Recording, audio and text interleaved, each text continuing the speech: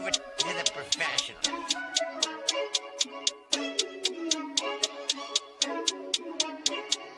Blessed by Gandhi, blah, blah, blah.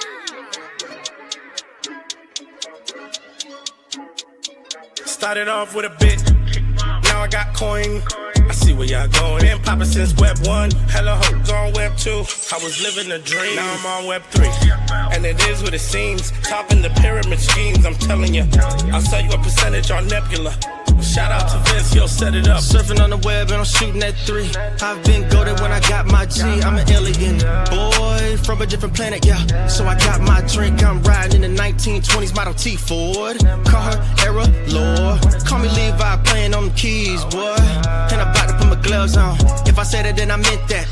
Yeah, I like that one, I'm about to get that. Crash that whip for the drumsticks, whiplash. I'm about to get them all. Are you with that? In a white boat, surrounded by blue. I want one, but I got a cop too. I wanna fly high in the sky, arms out wide, trying to soar from a bird's eye view. I'm on fire, Ricky, Bobby, cracking the pavement, Whitney, Bobby. I'm a Saki bomb, Hiroshima, Nagasaki. Bruce Wayne been a dog, and I keep it 101, cause I'm feeling kinda spotty. You sipping on some rock, and I'm sipping on octane. The only thing around my neck is the Started off with a blockchain. bit, now I got coin.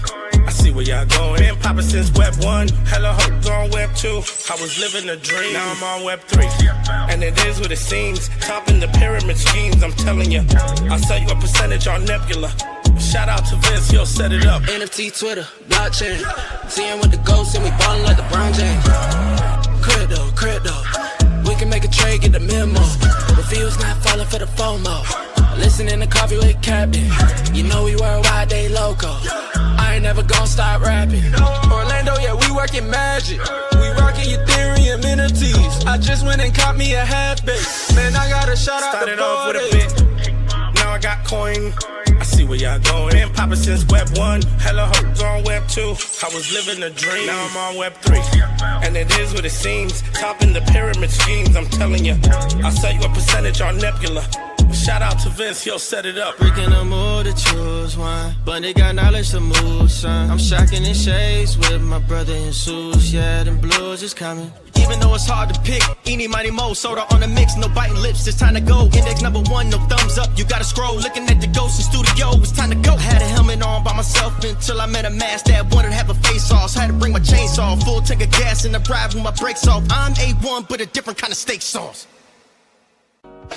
Welcome to Coffee with Captain, powered by ApeCoin, where we dive into all things crypto, NFTs, Web3, and cutting-edge technology. Remember, nothing here is financial advice. Early-stage tech can be exceptionally volatile and risky. So grab your coffee and join Cap and Steve for today's conversation. Welcome to the future. Welcome to Coffee with Captain GM. Thanks so much for joining us here. When you've done so, do us a favor, drop us a GM in the chat down below. Then head up top, smash that like, repost, and bookmark on today's space. It does warm up the algo and does us a solid. We greatly appreciate it. Also up top, you'll find the abstract link as well as YouTube. GM to all of our GMers in all the chats. We got Von Frunten, Machiavelli over in the YouTube streets. Corona on the X video feed, GM. I think that's a new GMer there. And I'm going to guess we've got Teacher Katie, yes, and Buchin over in the abstract streets. Someone need me to do a wellness check on Mel. Not seeing her out in the X chat today like normal, but I'm sure she'll be joining us soon. As always, I'm Cap, joined by my co-host Outer Lumen today. As always, never need financial advice in the show. Crypto's risky, NFTs are risky, meme coins exceptionally risky, and all go to zero to moment's notice. Please don't put any money in you can't afford to lose. And know that Outer and I may hold tokens we'll talk about from time to time here on the show. We are not financial advisors, certainly not your financial advisor. Don't join us for that. Just join us for some fun, some information, and maybe a little bit of education along the way. GM Outer, how you doing? GM. I'm doing good. I'm excited. The new year is upon us. This is great. Same. As one, I'm not into New Year's resolutions per se. It feels, I'm actually, I told you pre-show, I'm excited to get into 2026 predictions. And I'm curious what the chat may be thinking as well, because I can't remember, from my journey from January of 21 till present, can't remember going into a year and having kind of complete uncertainty, like just no idea what might be. I've got some thoughts, some ideas, but I'm also open to them being completely wrong.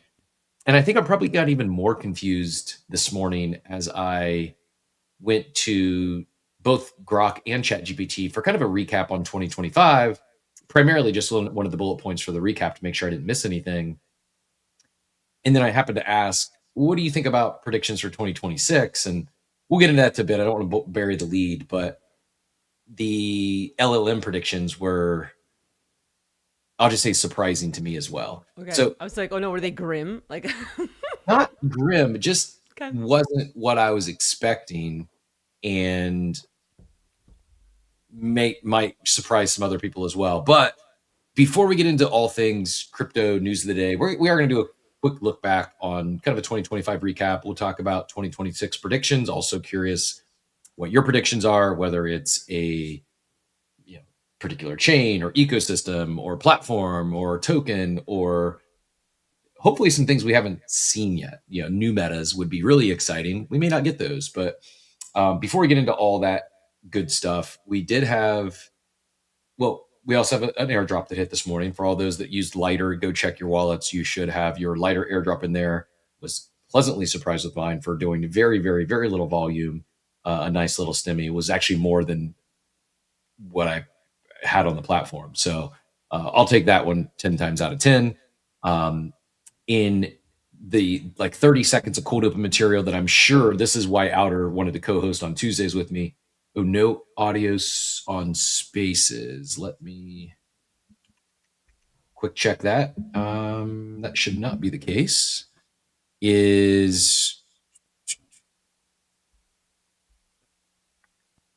Definitely should not be.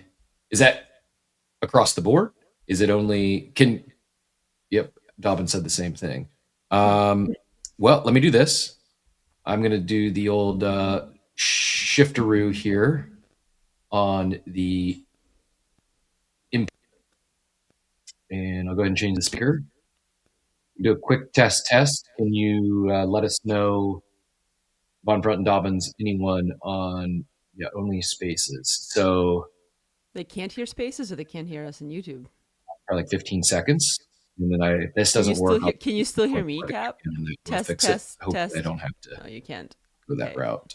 Give us 100 or a thumbs up in the chat if you can hear this, if audio is back in Spaces. For not having any other comments there, I'm wondering, because usually chat lets us know pretty quick. Still no audio. That was a minute ago. No sound off video. So is it nothing yet on Spaces still? Wow. We're going to do the unplug, plug in. I'll be right back. Give us the 30 seconds.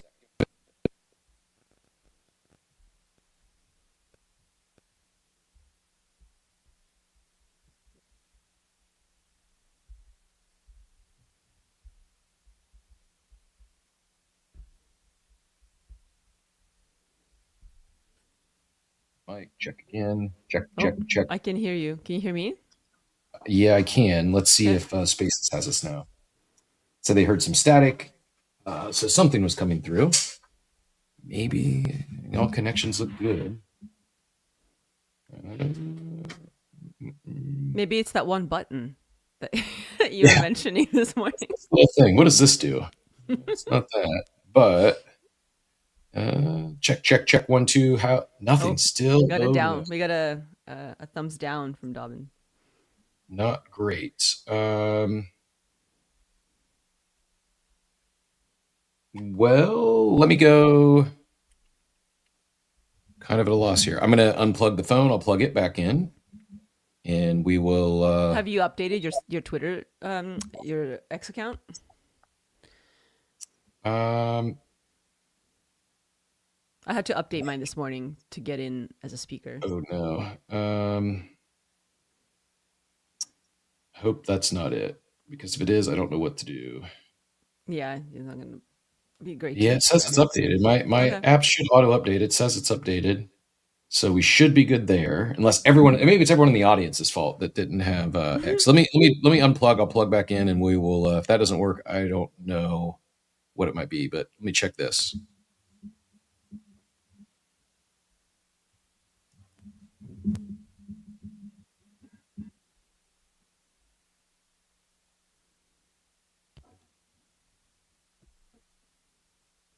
Okay. Test. Check 1 2. Check. There, the mic was muted. Now it's unmuted. Check 1 2. Check. Appreciate everyone's patience here as we troubleshoot live. This is the bold prediction: is will Spaces get better or worse in 2026? We're going back to Clubhouse.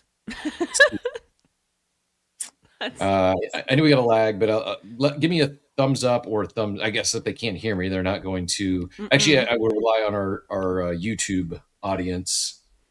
Von Frunton, do you mind going over back to Spaces and seeing if you're getting the audio? It should hit in about 15 seconds. Let us know if that is functioning or not. Appreciate everyone else hanging out there, though, for no audio. Several dozen of you in the chat. Yeah, I was muted. It shouldn't be muted anymore. GM.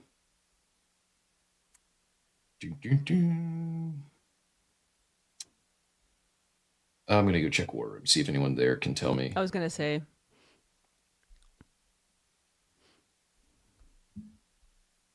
I can What also is text Divide because I think you see him in the audience. While we're waiting on this, audio check on Spaces. I mentioned my lighter airdrop, not nearly as good as Mayhem's or Phonics. Still can't hear anything. Jesus Christ, what is going on? Man, it just makes no sense. Everything's plugged in correctly. That is so weird. There was some StreamYard updates, but that should not. Still nothing on Spaces. Oh boy. Let's go this way.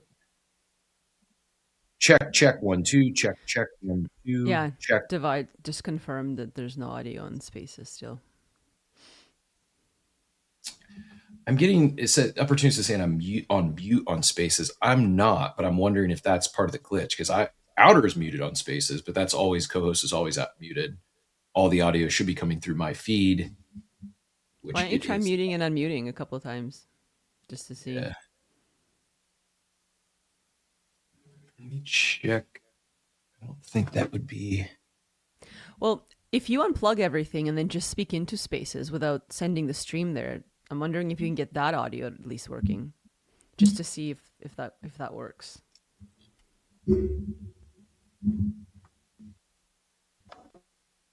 Because then we can at least tell the difference between if that's your account or if that's the stream. I can no longer hear you, Cap, on here.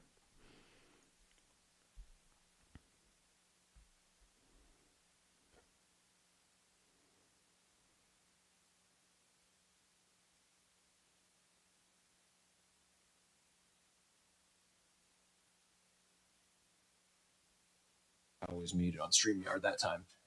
Now check. I think. Okay. When I unplug, sometimes it puts my StreamYard mic on mute. Can you hear me? But me? We should be. I mean, yeah, testing. Everything's functioning on my end. Test. I can hear Outer. Okay. She can hear me. Nothing in Spaces still. Jeez.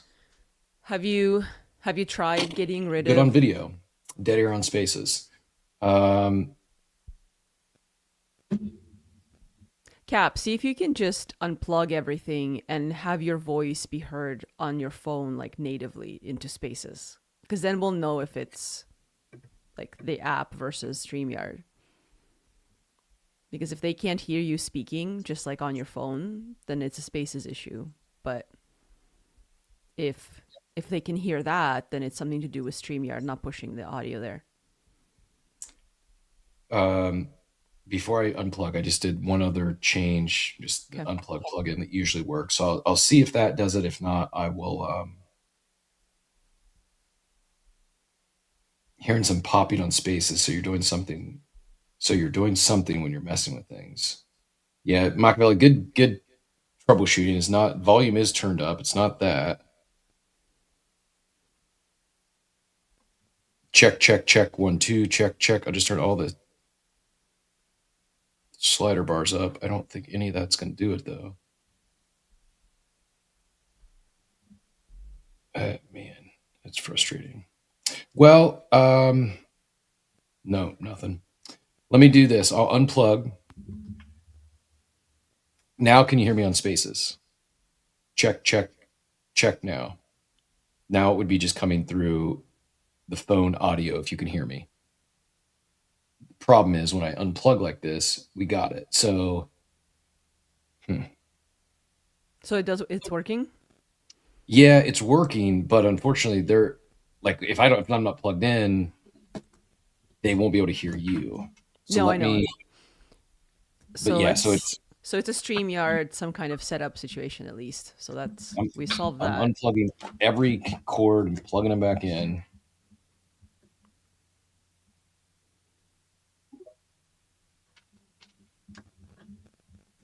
Jim Machiavelli, you can hear me when I'm right now, correct? Machiavelli, if you're there, can you hear me? Check, check, check. Oh, it says it's working. Yeah, it's working in Spaces now, but nothing's plugged in, so should be the case. Echo, echo, echo. I think there is something's going on with Spaces because Machiavelli came up, said he was speaker, and then he said he wasn't, and it came up and said he was locked. Can you hear me now? I could hear myself. Something is. I can hear you. But Machiavelli can't get up at all. He's going back. Yeah, Spaces is on the fritz is our problem. But it was working when I unplugged everything. So, oh, man. So you guys can hear me now. Apparently. Jesus Christ. Literally did nothing other than just unplugged everything and plugged it back in. Okay, That's even more frustrating than not yeah. being able to, than like just not knowing. I'd rather just not know than, oh, great. So the next time it cuts out on audio on Spaces, I'll just unplug 17 cords, plug them all back in, and miraculously work. That's wild. Can they hear me? Can you hear Outer? Yeah. Can test, you guys test? Because maybe you're just gonna solo ghost speak to no one if they can't hear me. Thumbs up or down? Come on, chat. Yeah, okay. Teacher Katie is saying yes. I think everyone can hear you. Yeah. Okay. And YouTube is okay now? Because that'd be funny if it was like, well, actually. We are getting a lot of love. Teacher Katie says, yes, love Clubhouse. No, start the space. Like I think that might be the answer. Is we are we'll start the great migration to Clubhouse. Von Frunton says prediction for 2026. There's our first prediction in the chat. Let us know what you predict for 2026. Von Frunton thinks we go video only and Payne's vision finally comes true. We leave X Spaces forever. Maybe for the fun of it, we will spin back up a Clubhouse space. Machiavelli, can you hear Outer okay? Yeah, I can hear Outer loud and clear now. I can hear you loud and clear now. Everything seems to be coming through, but Spaces is on the fritz.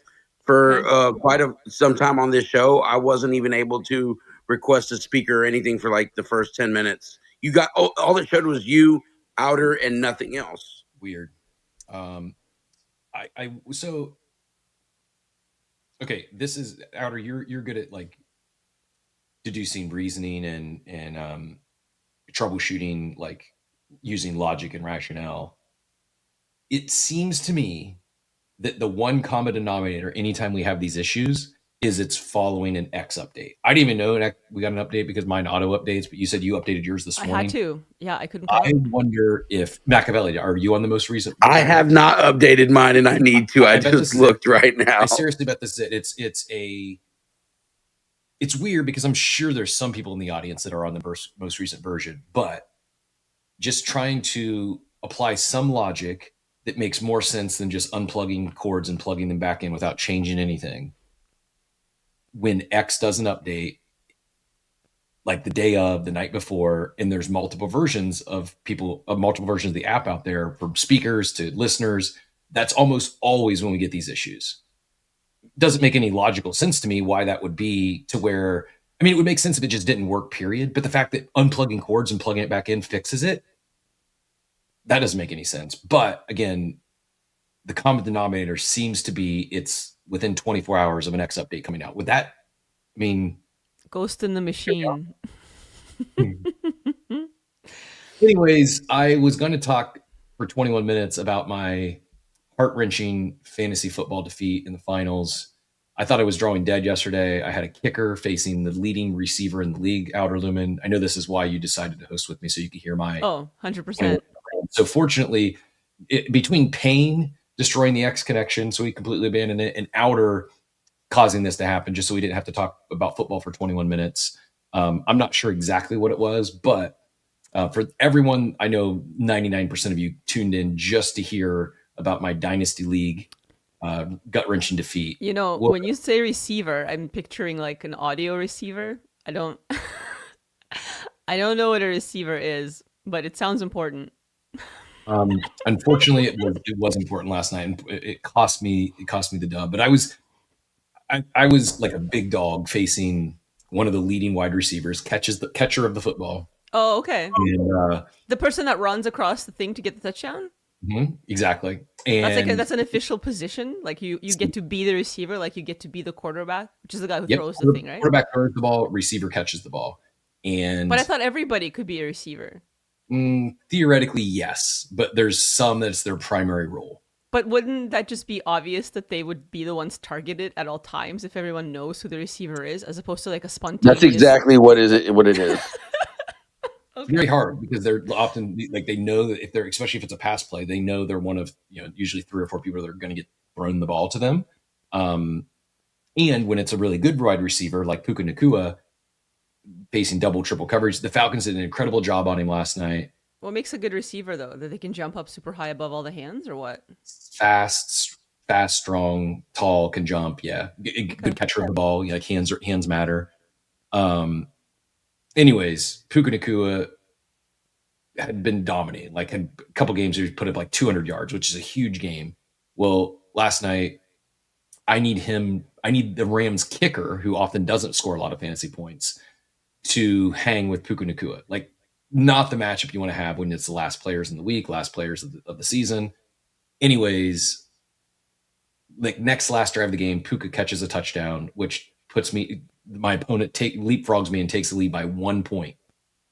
Keep in mind, I still have the kicker, so if they kick a field goal to win the game, I win. Is that a point? How many points do you get? 3 points. Well, 3 to 5. I don't know how long it is. Okay. And on like the next to last play of the game, there's a long pass to Puka Nacua, the guy I don't want to catch.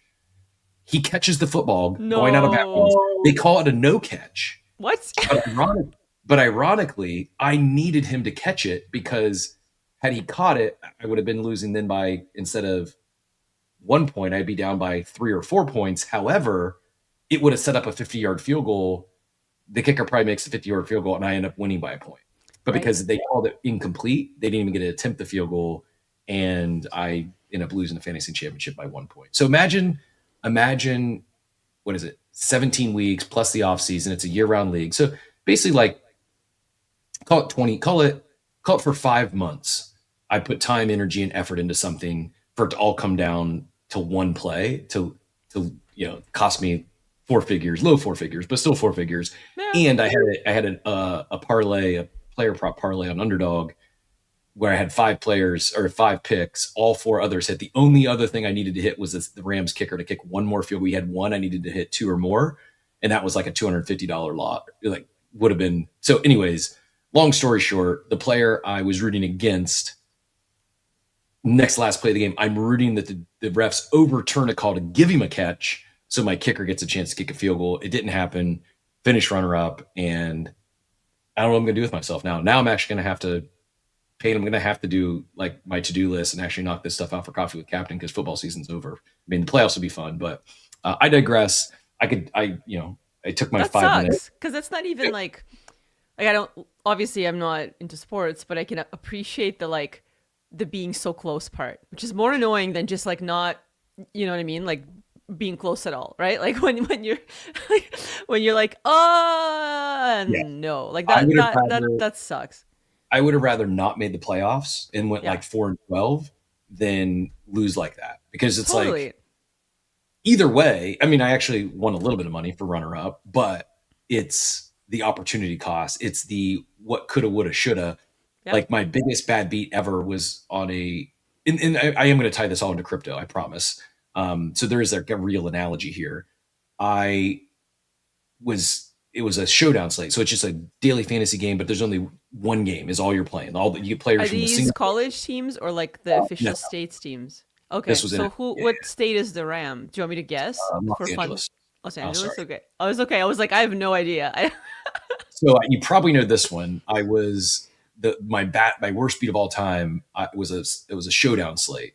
So they're usually like a lot of ties because it's just you got hundreds of thousands of people building with the same pool of players from Right. just one game. It was the Chiefs playing. You know which state they're from. This is kind of a trick question. but not Chiefs. really. Is it Kansas? Close. It will be Kansas. It is Kansas City. Do Canadians know the geography of Kansas City? Is Kansas? Oh my God, where's Kansas? Is that Kentucky? No, I don't know. So Kansas City is actually Isn't it split. isn't it like on the? It's a border city, right? Yes. So Half of it is in Missouri and half of it's in Kansas. And so the Kansas City Chiefs currently play on the Missouri side of Okay. Kansas City. They've just announced they're building a new stadium on the Kansas side of Kansas City. Okay. And some people unfamiliar with Kansas City, like Von Frutton, taking a shot here, he can't defend himself. He's like, oh, like what's the big deal? Don't tell that to someone who lives in Kansas City on the Kansas side. They take a lot of pride in which state they live in, albeit the same city. And I will say the Kansas side is far greater than the Missouri side of Kansas City. The only good things on the Missouri side of Kansas City is like downtown Power and Light District. All the other development, the new soccer stadium, the Olympic complex, it's all on the Kansas side of Kansas City. So anyways, trick question. Yes. But I said city. Kansas and it's going to be Kansas? Man, It's going okay. to be Kansas. You were just a few Okay. years. So this is we're perfect to be talking predictions on this show this morning because Outer is seeing into the future and well aware that the Kansas City Chiefs will soon be based out of That Kansas. was the most random guess. That is really funny. Yeah, I thought it was Kansas Chiefs, and then when you said Kansas City, I'm like, oh, did I mess this up? Is Kansas City one of those things that isn't related to Kansas the state? Like instantly, I just went like, I must have it completely wrong. But I always thought that Kansas City was in Kansas, but clearly it's not. So I'm gonna pick some other state to see if maybe it goes there. I was gonna tie this back to crypto too because I remember there was a Super Bowl where you guys ran like a whole predictions thing as well. I can't remember what it was in, but we had to like go and answer all these questions. And I remember coming in like fourth, I think, or third or something. Like I won some ETH just by like, I just like academically approached this without any knowledge of football really. And somehow out of like, I think 25 or however many folks participated, like I was in the top 4 or 3. I don't remember now, but it was a lot of fun. Incredible. Outers, like the people like March Madness is college basketball, like bracket style tournament they do every March. And there's people who have won like the tournament, they'll play against friends. They've won it by picking which mascot's their favorite or which team colors they like the best. And they've won over people who spend thousands of hours consuming college basketball. So my whole point being, the way to tie this all together is fantasy football, a lot like crypto, a lot like opportunities is I truly believe it is a game of skill. There's a reason in my 2 season-long leagues, this was back-to-back finals in the Dynasty League. I missed the finals in the other one, but I've won it 4 of the last 6 years. And this isn't like, oh, look at me. It's in the Dynasty League that I just lost. I lost to my arch rival who's been in the finals like 10 of the last 20 years. There's 3 of us that I think have won 75% of the championships. And it's because it is a game of skill. There is edge to be had, but in most games of skill, RNG still matters. Luck still matters. But it's one of those life lessons where some people say, oh, that person just got lucky because they hit a big meme coin trade or they were farming lighter, or they put themselves in position to be lucky and they spread their surface area of luck by taking more shots on goal, by putting their shots in where they thought they had some sort of edge. And maybe it wasn't an edge on trading perps, but they thought, hey, Hyperliquid was one of the trades of the year, one of the protocols, one of the darlings of this cycle as we reflect. What might be the next perp dex that takes off?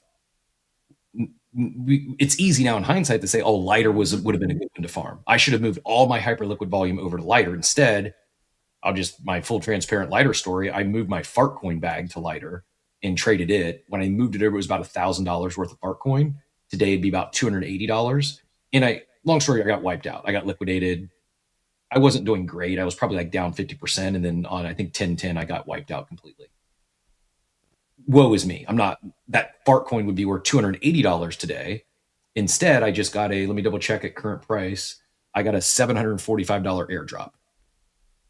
Doing very little volume, very little trading. But there was people like Phonics who put himself in position to be lucky, and that lighter ended up being a good airdrop because he saw what happened with Hyperliquid. I'm not going to out it's not my place to share what his airdrop is worth, but it was a very solid 5 figures. I'll say that. Like, incredible. Congratulations. Proud of you. And try to think how to connect all these dots more so than taking a victory lap for Phonics and Mayhem and their big airdrops today. I would love someone to know, maybe you can put ChatGPT on it or another bot and ask how many times Phonics has showed lighter in the war room. It's at least, I'm going to say at least 20 times. Shield lighter, probably posted his own ref link, probably over 10 times if I were to guess.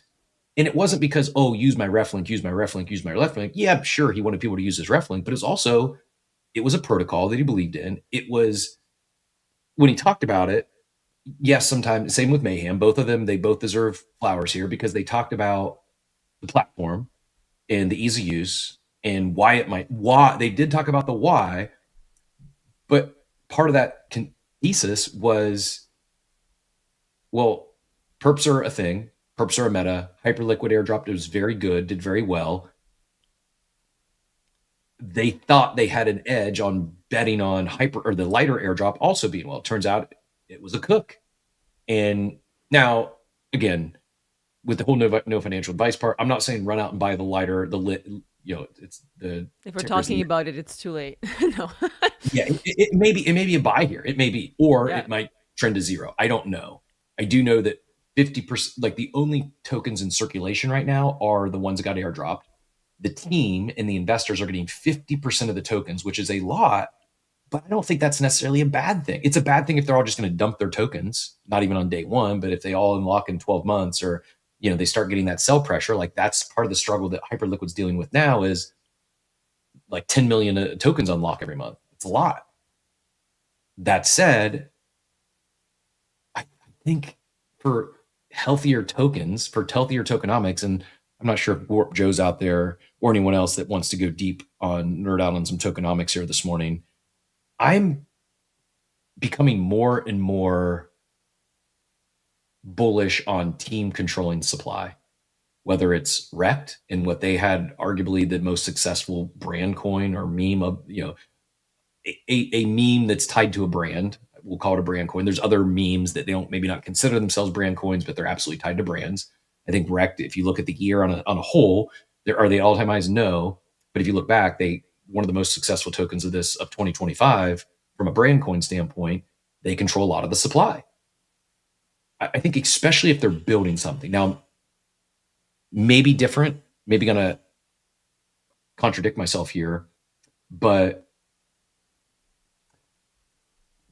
the other news item of the day I had, so lighter airdrop, the other one, before we get into predicting all things that are going to happen in 2026, and do let us know if you have anything that really, two things, chat, anything that really stuck out as a memorable moment from 2025, besides the obvious. We'll rattle off some of the obvious here in a few minutes. So anything that was a memorable moment for you in 2025, and then do you have any bold takes, bold predictions for 2026? Because my one bold prediction I said I'll lead off with was Base is going to finally stop promoting Creator Coin. Realizing that's funny. Part of that is like, could there be a model that works? I've seen some actual constructive takes and some people share what might make them better. I'm not sure there's real demand. I'm not sure the concept of social fi. I get it. Theoretically, the concept, I understand why there's been multiple attempts predating my time in the space. I just don't know if it works. I don't know if there's any real demand for people outside of the trenches. And I think it's proof positive when you look at the most viral posts of the year on X, and the lifespan of that creator coin for Nick Shirley lasted about an hour. It's run to the top and back to the bottom was about an hour. And Base is like, oh, this is how they should be. I'm like, that's not it. Like, I just circle back to something you were saying when you were talking about the airdrop this morning and Mayhem and the crew kind of doing well. You mentioned like the perception of luck, right? When someone's like, oh, they're so lucky, because they got this thing, because they only see that like outcome, right? And that's what people share. I think there's something to be said, though, that I think that's overlooked often is like, it's not just maybe the skill of understanding and following and learning much how you've put the time into understanding like football and following that, or somebody who's really super in the trenches and is following everything that's happening there. I think networking is a big part of it, because I think sometimes people are also dismissive in the space of being like, oh, well, they're in the cabal or they're in this GC and that's how they're always early to things. And it's like, yeah, but they did the work to put themselves in that GC in the first place. Like it's not like, you know what I mean? Like, I think that there's a like a dismissal of people establishing a network when they're in on things as like an actual skill or, like an actual like effort that is required. But that's absolutely the case. And sure, maybe sometimes you get lucky with that because you pop into some space, make some friends, and now you're part of it, whatever. But like, that still, you showed up to something. Like there's still the effort required to be present to begin with, to then add this element of luck to it. I don't know. It's just something that resonated with me, in that like, I feel like networking is a skill as well. I talk with my kid about this a lot, where it's like, yes, you have to have some, like full on hard skills that matters, but there's also this like notion of you understanding how to navigate the world, because if you're applying for a job, what's going to get you the job most of the time is who you've ended up knowing, or who I end up knowing. And that's the reality. Like, otherwise, some AI agent is going to scan your resume, and if it flags, maybe. If it doesn't, it doesn't. But like, that is nothing in comparison to somebody on the other end being like, hey, maybe we do want to talk to you about, working somewhere or some opportunity. I don't know if you agree with that or not, Kat, but I feel like there's just that sometimes it's missing. And it's like, maybe that's the new thing for 26, although I think it's been the thing for years and years and years, like it's so important to cultivate that, like, that experience. Like, I used to join boards and you would think like, well, why would you put time in to being on a board of something? It's like, I put the time in because the representatives on the board have interests that I have, and that's a huge thing. You also get to grow something interesting, but more than that, you network. And you never know who you're going to meet on a board who might have this one thing, or you can offer them something. And I think that that's a very like mutualistic thing. And maybe it sounds transactional, but in some way, I don't think there's anything wrong with it being transactional. That is part of networking. Like, how can I help you with my network? How can you help me with yours? It's very synergetic. I think it's mutualistic. And I think like that's actually the point of it. I love sharing my network when I can, and I love making those things connect for people, and it makes me happy when it works. And people in my network do the same thing. And I think that that's like, I don't know, I'm kind of like digressing, but you mentioned luck, and I'm like, man, like, I feel like networking is missing from a lot of this. And it, I think, bleeds into everything from jobs to friends, to being invited to parties, to being invited to conferences, to speaking engagements, to being in a GC when someone drops the meta on some kind of coin you've never heard of, and you put $10 in and suddenly you like 10x. I don't know. Like, all of that doesn't escape it. Yeah. Wholeheartedly agree. And you also made me think of something else to tug on that string a bit, is I had not thought about the increasing importance of networking as it relates to job opportunities in the world of AI. Like, most employers already are using AI to scan through resumes. Most often, like, your wave one is not with HR, it's with an AI bot. Can you get past the bots? And that's probably going to be everywhere in 2026. Meaning, if you even want to get a foot in the door, you're probably going to have to get really lucky, or build a better bot to get you past the bots, or someone who knows someone. Like, it's networking, I think, has always been important. And I think some may shy away from that as the world becomes so online and so autonomous. I think it's the exact opposite. I think it's going to be becoming even more important in this world. Just like we talked about, people are going to want more human connection as they become increasingly more online. I think same thing. Like I think AI is by no means at its end state. It's by no means perfect, and I think it's going to be the new thing. It's going to be so much more efficient. Oh, I got through 1,000 resumes. It used to take me weeks to do, and then they're going to realize, maybe 2027, that AI led them to hire some people that weren't the best hires, and they missed out on superstar talent because they were purely reliant on AI. And I think they'll say, but all the people that came by way of reference or employee referrals or word of mouth, those were ended up being our superstars. How you navigate that, be present, show up. I think to tying it back into crypto and crypto Twitter, we're obviously very biased towards the war room. And did I see other people on the timeline talking about Lighter? Yeah, sure. But I don't have the same relationship or I don't have the same inherent trust that I do with Phonics and Mayhem. Where if I see a ref link showed on Twitter, I'm probably not clicking it. Where I see them talking about a new protocol that they're clearly passionate about, and they think it could be a good trade or a good farm, not only do I go check it out, I'm asking for the ref link because I want to make sure someone that's I'm friends with gets a little bit of credit if I take action on their alpha. And certainly not all is created equal. And we don't run perfect in there either. But this is just one example of a nice W for those that followed a few people who were very passionate about something. My question, though, to bring it back into crypto Twitter, I'm going to share this post from Raheem, and then we'll get Oxy in here next. And Machiavelli, saw you had the hand up a second ago. If you want to get in here, just throw the hand back up, or maybe we're having more X issues. But I'm curious your thoughts on this, Outer, before we get to our hands.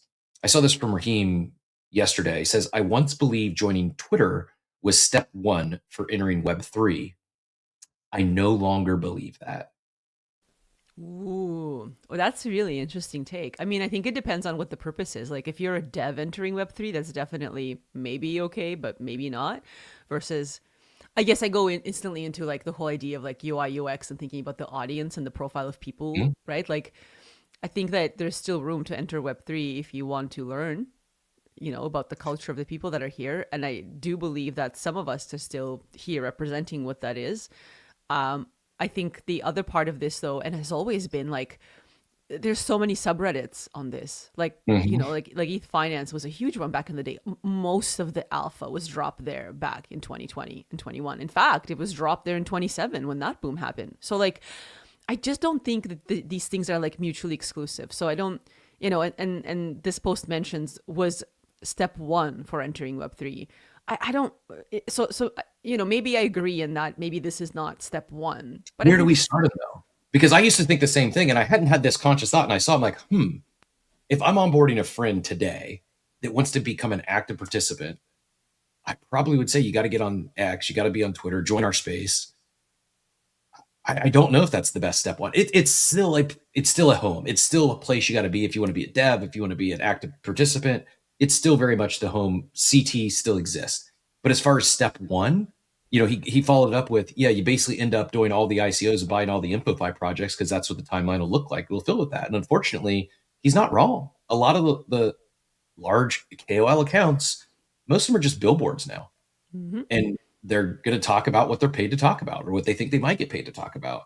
Some of those can be good, but that's not a filter. That's not a good place for a step one where it's like, where do we send, like you have your best friend they know you've been in this space. Like, you know what? I finally picked up some Bitcoin in my ETF or by way of an ETF in 2025. Been playing around with AI, working on something. I think tokenization might make sense. I think it might make sense to bring it on chain. Do you send them to the base app? Like, where do we? This is a really good question. So here, I have a take on this because I literally like live this in my car. I turn to my son, who's 14, and I'm like, hey, like, are you into Web3? Like, what's your take? Like, what would it take for you to like, be in on this? I'm like, what would it take for you to be like into Bitcoin? And he's like, I have some Bitcoin. And I'm like, yeah, okay. What's going on there? And he's like, oh, I at school or whatever. He mentioned somewhere a bunch of kids learned about like setting up like a like a part of a mining pool or something. So he's like, I have 0.000, and he like keeps going with the zeros, 0.00000 something 6 or whatever. And I'm like, okay, but that's like, you being in this friend circuit, but like, what is your biggest blocker? Like I literally asked a 14-year-old what the biggest blocker to entering crypto is. And the answer was that there is actually a mistrust on all of these things because I was the one that taught him not to click links in the first place. And I mean, that was evident with him being in Roblox and getting fished all the time, right? So he's like, I can't just go and follow and copy trade someone because that doesn't work. Like he's a YouTube consumer. His culture is very much into longer form content. And so, especially YouTube. And it's like, but he's not just going to watch some random YouTuber tell him what to do. He's not going to go. He has an X account. He's been on Spaces before, but all of that doesn't matter because there's a trust issue. Like the trust issue is actually like, I think probably the biggest problem than anything else. It's like, do I trust the information I'm getting? And in his perspective, no, because he came into this space and literally you and I were just talking about like how to set up a wallet. Like I know you already launched into like you have a Bitcoin ETF, but what if you don't even have that? Like what if you literally don't know what to do? Never mind like with your bank. Like you're just a kid and you're like maybe I'm the future and crypto is the future. Those two things make sense together. And he's like, no, I'm not, I can't, like, I don't know how to set up a wallet properly. So unless, we do this for him, and we've done that with ETH for him, there is no like kid versus public information. So the education, I think, system is broken from our end for that onboarding piece, because there is also this like, don't trust links, don't trust onboarding, don't trust what people say, because there's a huge like prevalence of scammers in the space. So that's like, so maybe step one is joining crypto Twitter, or maybe it isn't, but I don't even know if that's like, if that's part of the onboarding when at the end of the day, like it is through somebody holding someone's hand and bringing them in. And it would be you being like, you know what, you should come to the show because I host it, because you trust me. So I feel like it's the trust issue is maybe what the root of some of this is. And much like my son would be like, okay, I trust my mom to show me how to do this. I trust my dad to show me how to do this. I don't trust, Coffee with Captain to show me how to do this unless I'm told by someone I trust. And I feel like even in you saying like my friend, yes, because there's inherent trust there. Mm-hmm. And I think anybody we bring in, they trust us to come in so that and I've had that conversation. I'm sure you have too. And folks listening, you must have as well, right? Like to your point about someone who's like, I have some in my ETF. How do I get in? They're comfortable because the media has fed them that it's a scam and it's bad. And then you're like, no, it's okay. I'll show you how to do this in a way that is okay. So it's ultimately us. We're still the people like, because there's no one source to go to. Because even the person on Reddit is still like, well, is that real? Is that a real link? Are they okay? Like, never mind somebody shilling something on the timeline here. Like, there's no source of truth, if you will, unless it's like a document, right? Unless you're like deep into some kind of white paper on like the Ethereum Foundation or whatever, you know what I mean? Like, unless it's like this first principles idea, it's really just like, okay, tell me what app to get. How do I like connect my credit card and own something? It's wild that in a year in 2025 and I saw a take earlier, I'll pin it up top in a sec as well, that, this was the first bear market where retail didn't get wrecked with fraud. I'm like, retail got obliterated this cycle. To the point of the original post was there was no Mt. Gox, there was no FTX. So the retail getting wrecked was speculating on meme coins and perps. I would say it's wild in a year where we didn't get wrecked with fraud, black swan events other than 1010, whatever that was. And we had so much favorable regulatory takes and Genius Act and everything that's apparently coming. The war in crypto ended, and now and yet there's still maybe less trust than ever before. And I'm not going to blame. I know a lot of people would point to Trump coin. The president dropped a meme coin, and then that's what wrecked a lot of people. I do think I would say the Hayden coins, Libra and all that, I would say I think that qualifies as fraud. I think there was fraud in the meme coin arena, maybe more that still hasn't come to light, but I get the point, I guess. It's just wild to me that, is that a bold take for 2026? People actually start trusting on chain. People start trusting crypto. I mean, this is probably way out there, but what would it even take? That's a really complex question, because I think what it would take is somehow establishing like a level of comfort in the public. I think art to some extent has been doing that a little bit, you know, and artists generally do those kinds of things, right? They're like this great, like ringing the bell of like, hey, we'll make you feel comfortable, you know, with Bitcoin or Ethereum or whatever chain, because really it's about you collecting some kind of work of art from someone. Like, you know, that's a common narrative. And yeah, I don't know. It's really, I think, like this whole mass adoption like word, right? Like something happens on that curve where people go from like, okay, they're at the beginning and everyone's early, to this like idea of everyone using it. But I think we have beaten this horse to death, or whatever that saying is, where like the mass adoption looks like the fact that you don't know you're using crypto, which is the biggest oxymoron to this idea of onboarding onto crypto when you are aware that you are a user of it, right? So I don't know. I mean, like Reddit avatars, let's go to that for a second. I don't know if anyone's seen, and maybe this is an important announcement to make, but like if you want custody of any Reddit avatar stuff, if you played there, you got, what, is it a month now? Because they're going to sunset the whole thing, and you will no longer have ownership or any of that. And like, I don't even remember what year that was in, Cap, where everybody, I mean, I don't know. It was some year at some point, but we talked about this on Spaces many times on this space when it happened. Like, I think Steve used to bring this up as an example of like mass onboarding into NFTs without people knowing it's NFTs, and that whole like, you know, but it wasn't about like, hey, this is on Polygon.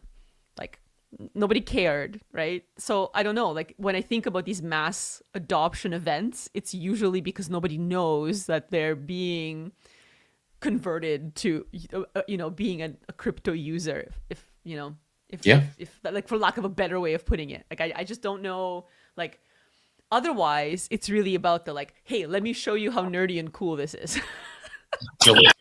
If I could interrupt real quick, it's the general consensus. And like generally running through the media and stuff like that, like crypto is socially, even today, when I talk to the average individual, it's associated with scams and mistrust. You know what I'm saying? Like there is no general consensus that this is safe. And then now in the financial market, since there's hybrid financial products and stuff like that, there's the consensus that it's okay to dabble in this, and like everybody's kind of waiting to get their paws in it. But when it comes to the overall population and people who actually would utilize these things, there's mistrust there. And you all said it several times. And it's with the youth, it's with the older generation, it's with everybody. And essentially that consensus has to change. That mistrust needs to go away, and it needs to be done properly through the media, where people say, oh, it's okay to look into these things or participate in these things now. And oh, that's an actual immutable ledger, which means anything that we record on it is official. Like it's there, it's not being removed. Like, you know, it's what we give it. So, and I don't know, like I've watched it through the media take place, and I've participated from the inside looking out, outside looking in. And I think that as we start to develop this new economy and everything's happening, I think we're gonna see it change. I think in change too, there's like diverging views depending on it too. Like Ethereum, I think, as like this immutable ledger. Like, you know, I have outerlumen.eth, and I don't care if you go and look at all of the random crap I've collected in that wallet, and not so random crap. Like, you know, going back to something that Cap and I will talk about later, I will talk about how important it is to me to mark the new year with that wallet, and like the first purchase of like on January 1st, I'm going to buy something, and I do this every year, and I have done it since like forever. And like, and that's open. We're all very used to it. Like we're very much like, hey, go check out like all the you know, the things I have and like how I move in the space, whatever. I don't care. Go over to Bitcoin, and that is a completely the opposite. Like you have, you know, having now worked in both chains, like professionally, like is a complete night and day of because it's not an account-based chain to begin with, right? But also the fact that it's like, no, I'm gonna have like 25 different addresses for all of my different things. I'm not a collector's collector, if you will. Like it's so like, so even those perceptions are different within like crypto or blockchain. So I think that and then the narrative, I think Machiavelli, you bring a good point of like how what people say immutable ledger, like or like people's eyes gloss over. Like everybody knows how to use water. We drink it. That's very easy to understand. Like the entry to using some new tech is pretty easy. Like even AI, when it came out, like if you just opened up ChatGPT and you asked it something, instantly you were using it. But I think so I agree it's the media, but I think also in addition to that, there isn't one single narrative of what problem this is solving. Like if you ask anybody off the street or even people in the space is like, what problem is this solving? The answer is not like 3 words. It's not simple. There's no tagline for what crypto is doing. Like we can, and I'm somebody who is so bullish on it, right? Like, but I would have to even say, okay, well, there's ownership and like I can get into all of these things, but they're all like kind of not super easy to understand or get behind. And like the general population wants like a very easy tagline for what is happening. And crypto hasn't found that yet. It hasn't found this like, of course it's this obvious. Because decentralization, people are like, what the hell is that? Like it's not even a lay term for like most people's reading level. And I'm not even like, I don't mean to be insulting, but it's just like, that's what mass adoption is. It's like, it's got to be simple and everyone has to love it and buy into it. I feel Bitcoin finally made it. I feel Bitcoin finally, like the narrative, the meme of digital gold. I think with the ETF, with the institutional adoption, I feel like that's stuck. Like Bitcoin's easy to describe. You could just say it's digital gold. It's a store of value to hedge against inflation. That's simple. That's it. Like, is there more than that? Sure. But as a simple, easy to explain, why should I hold Bitcoin? I feel that's easy. All the others have a branding problem, a marketing problem. Like Ethereum, I thought once the ETFs went live, I thought we would get, and they started trying to do digital oil and, the world's supercomputer. And even with like Tom Lee, for all that he's done on his media tours, I still think if you went and surveyed 100 people active in the space, what's Ethereum? How do you describe Ethereum to someone who's unfamiliar? You'd probably get 99 different answers, maybe 100 different answers. It's Vitalik wearing a unicorn suit, right? Like that's people aren't going to like this, but the same thing with Solana. Like I know that, it's the DGen casino. Okay. Yeah. What is Polymarket? Oh, it's a prediction market casino. Like I don't know as if the DGen casino, like during the meme coin mania, did that check out? Yeah. But I don't think that's going to onboard anyone really. I think all of the chains right now, or even base, right? Like once you hit like full on L2s. What the hell is base? Yeah. It's not the home of creator coins that they're trying to make it. Like back to Oxy, I promise you're on deck. We're going to go to you here in 30 seconds. Von Frunten said it earlier, for all things like SEX, centralized exchanges with all their flaws, still one of the best on-ramps for most people as they begin their journey into crypto. I agree. And I think where base has missed it is stop trying so hard to do this SocialFi thing when just overlay social into the financial side of things. Like you've got the best on ramp. Don't scare people off when the first time they get on base, they get rugged on a creator coin. Like it feels icky. That doesn't feel like something that's going to drive trust, a creator coin that goes to zero within 24 hours.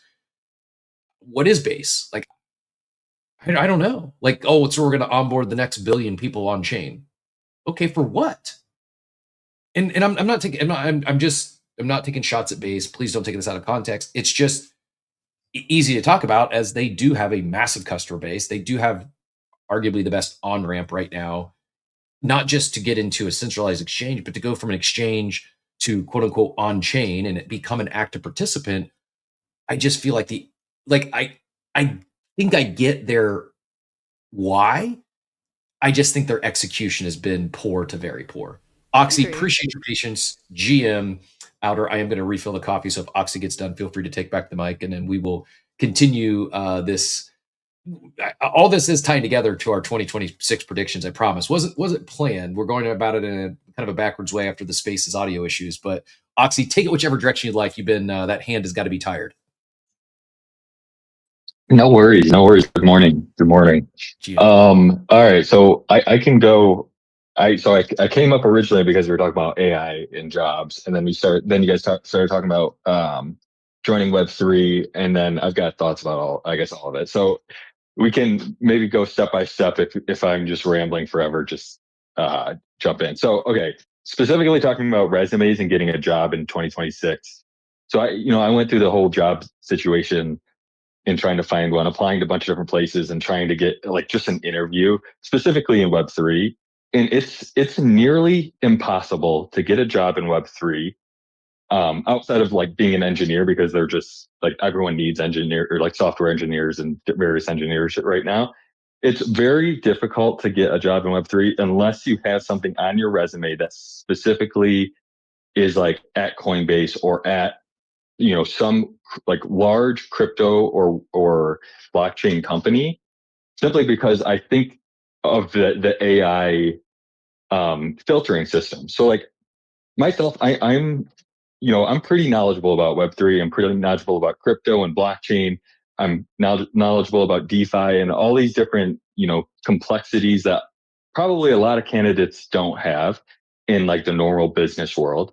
But if like my resume doesn't have head of DeFi or some kind of treasury manager that's like been dealing with like someone's their treasury and managing their liquidity pools or their yield farms or what have you, because that's not on my resume, and because I don't have quote unquote real world experience in that realm, I couldn't even get an interview to talk about the experience that I've had and the knowledge that I have just simply from doing it myself. So like I think that what you're saying, Cap, is spot on. Like the looking at someone's resume, I obviously understand how hard it is to get 500 resumes and try and go through and find the best candidates. But at the same time, solely relying on AI filtering systems or however they're set up, I think there's a lot of candidates that are being like glossed over simply because of that fact. And I think you're spot on. Is like 2026 is going to come around. They're going to find that a lot of candidates maybe aren't what they're looking for or weren't exactly like the right fit simply because they didn't have that one-on-one conversation or didn't look at it with a human perspective. That leaves a lot to be desired when it comes to the whole interviewing and onboarding a new employee process. So I just wanted to speak to that, from a personal perspective, and I think it's a very real issue there. I agree. I wanted to respond to that, but I don't know if you guys can hear me. Yeah, if you could get in on that, and then I'll have a quick follow-up and go right back to Oxy. Yeah, that sounds great. I think, and this is kind of one of the reasons why I brought up this like AI agent resume thing in the first place, is that like I don't actually believe that the best way to get a job in Web3 is through applying cold to anything.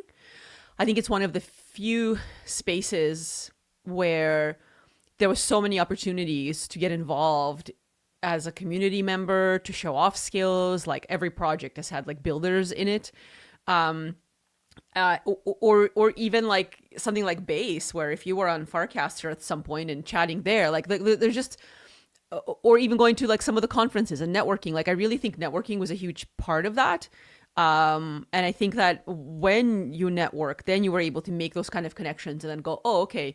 And that's what I mentioned about like having an actual skill set that I think makes sense. But I don't know if I agree that it's necessarily just for devs either. I think if I had to push back on that, probably just reflecting on my own career journey in Web3, like I'm a UI UX designer. So obviously that's a very like specific skill set that I have. But also like, it was the entire thing was about who I ended up meeting and what I knew and what I was doing, and I have not applied to a single thing, and I've been working in Web3 for like how many years now. So like, because I knew that that's not how this industry works to begin with, and I don't know, maybe like it's a good idea to revisit this as like a resolution or whatever. Like I put time and effort into getting to know people, and showing off the skill set that I have. So like, in working with hash masks, when I started doing that was literally because I ended up getting one, going into the Discord and just being a very active member, doing things that are joined in my skill set. Like the best way to show off what I can do is just by doing it. And so I ended up doing a bunch of things, and I joined as creative director there. Met somebody there who left, who ended up pulling me into Yuga Labs, where I worked as a UX designer on gaming, right? Like that had nothing to do. I didn't even have that on my bingo card. I did not apply to Yuga. Could not care less. But my friend was like, I need your help. You have a specific skill set that I have seen from before. I want to pull that in. And then the same with the Wizard's Journey. But I think to your point too, like, because I already had Yuga behind me, it's like, oh, well, this person has worked there, so this is good. And then again, it comes right back to the fact that like I was just doing these quests that the Wizards had, showing off the skills that I have. Like there was no resume handed in. So I don't know if I need to peel back this wizard curtain or what to like just stress the fact that like it's not even about being against like an AI agent like everyone else is on the hiring side. It's really truly about like getting noticed by the people that are doing those things. And how you get noticed is by being present and showing off the thing that you want to do. Like, you know, if you have several skill sets, then show off the one you want to work in, right? Like I have a ton of other skill sets, but I wanted to work in this industry specifically as a UI UX person. And that's what I ended up doing because that was the goal. Is there an ask? Have you ever asked? Have you ever like shot your shot, or all them inbound proactively? Yuga reached out, Wizards reached out and said, we would like you to recruit you for this? Or did you, after being, you know, showing your skill sets with the Wizard stuff, being involved, whether it's Wizards or Hashfest, and then you said, hey, if you're ever looking for something, I'd love to chat. Was there ever even like a light, soft ask by you, or was it all inbound? That's a really good question. I think it made sense to come on the Hashmasks team because we were just like forming like a team that would run the thing, because the original founders were not going to do that. So that made sense. And then I was specifically asked for Yuga, and then for the Wizards, I heard two of the members in a space, and I'm like, oh man, this is really cool, because like having now worked in Ethereum and have gotten to know Ethereum as well as I know, it was very interesting for me to return to Bitcoin, because it wasn't like a stretch for me. Like I mean, you know, we've been in Bitcoin since 2013. It's not like I wasn't aware of what Bitcoin was doing, but it was just not as fun. Bitcoin, like, yes, now it's like gold, digital gold. But at the time, like before ordinals, before all those things, like it just wasn't fun. And there's so many purists and laser eye maxis and naysayers about keeping that chain so pure that like it just itself was kind of draining and not fun. And Ethereum was like, hey, how about we put art on chain? How about there's a PFP like resurgence? Like all of these things were so exciting. But then I was like, well, how do you build on Bitcoin? Like, because it's also very restrictive. It's still proof of work, whereas Ethereum went to proof of stake. Like there's just all these like fascinating things to me that I wanted to learn. And so to answer your question, it was more like a conversation, and one of the team members just being like, hey, I have this skill set. Oh, we are looking for that. And so like it just kind of was very synergetic in that way. So it wasn't like a direct, I need a job. It was like, I'm open to a job if there is a job that makes sense. And it's like, oh, actually, I think that works. So it was very casual. Some would say you're lucky. Oh, Louder got lucky. She worked at Yuga. Got, you know. Yeah, and it's not luck. It's actually me putting a lot of work in to do that. Like first of all, I put work into being a really good UI UX designer. Years of work to doing that. That's not luck. Yeah, and then I put even more effort into being on spaces and meeting people in this space. Like a lot of effort because it's important to me, because I love people. And that we go right back to that, like luck versus networking. Yep, this is exactly. this is not luck. This is networking. In that networking, you increased your surface area as far as opportunities, for sure. It's not. I think some people think that it's enough just to be active in a community, rock a PFP, get in the Discord, bull post them on the timeline. It depends. It might be okay, but if you're looking for a job, maybe not. But I think I want to like throw it back to Oxy too, because I like the reason why I kind of went off on this tangent for a second is because I actually want to see you succeed in what you want, and so I'm like, okay, how can I help? Like, how can I like? I don't know if any of that was helpful or not. You tell me. Maybe you have like a completely different take on it. But in my mind, I'm just like, how can you show off the very thing that you love doing and want to do in a way where people already know about the thing that you're up to, and they're kind of aware of it? Or, you know, like if there's like a North Star company that you want to work for, what are some of the things that you can do now where you can start meeting some of the people that are involved in that, so that it's not just like your resume in their AI. It's more like, who are the key players there?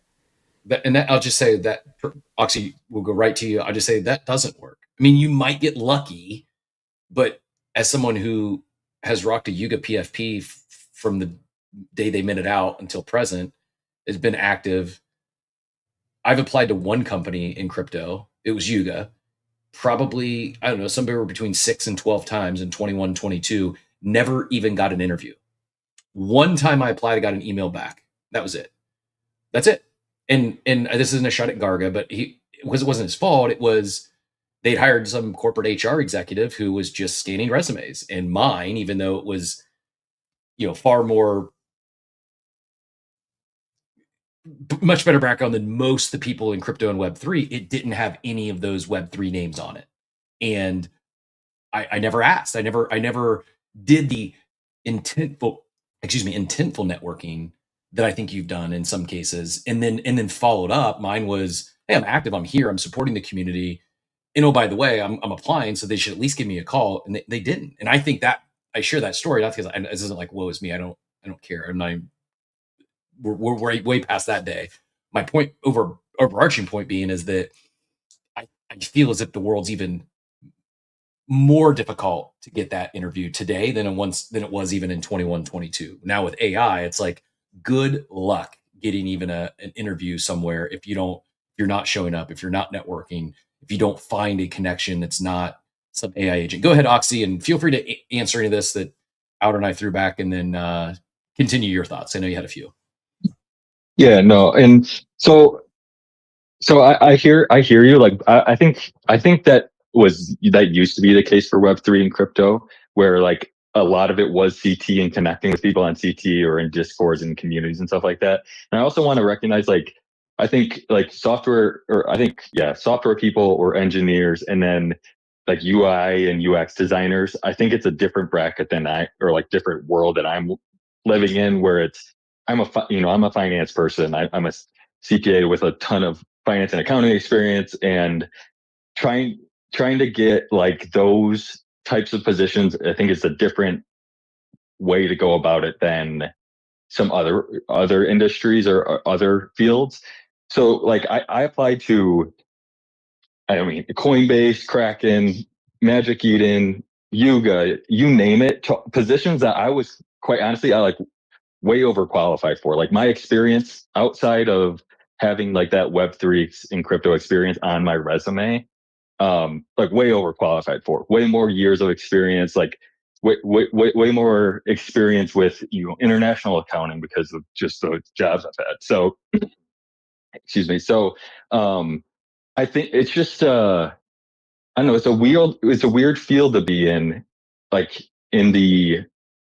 I don't even know what the word I'm looking for is. Like the accounting, finance, probably marketing even nowadays. Like, obviously you can get a community manager role through a Discord or a Twitter or a Telegram or something like that. But like, if you're trying to get a job in a position that's, has benefits, has like a salary that's like that can compete, that has a retirement plan, like that is like a full-time position that is sustainable long-term, other than just chatting in a Discord or something like that. Like, it's a different world than just DMing someone like it used to be, and getting that position, in my opinion. Yeah. And that's just my experience, I guess. No, I agree. I think you're probably spot on. And can people still could you get a Discord mod job by showing up and being really active in the Discord? Yeah, absolutely. But if you're talking not even C-suite, just a leadership role, a management role in anything that's not dev or engineer based, good luck. Like, you can be overqualified, and you're probably not going to even get a callback or an interview unless you actually network and do some of this stuff to create your own luck, essentially. But go ahead and I know, you had a couple topics. Feel free to take it, hit on whichever one you'd like, and then we'll get to, I see Matthew's coming up. We'll get Matthew in here, Jonah, and Poppy, as well as Machiavelli, if you want to rejoin the combo. Yeah, and ironically, so it kind of goes into the next point where we were talking about I guess onboarding into Web3, but I think it's also like talking about getting a job into Web3. And unironically, my biggest success has been through LinkedIn, and like the people there that have like it genuinely feels like, especially right now, there's more content and like people who are willing to engage with that type of content on LinkedIn than even CT right now, and like probably has been for like I've been looking at it probably more so for the last six months or so.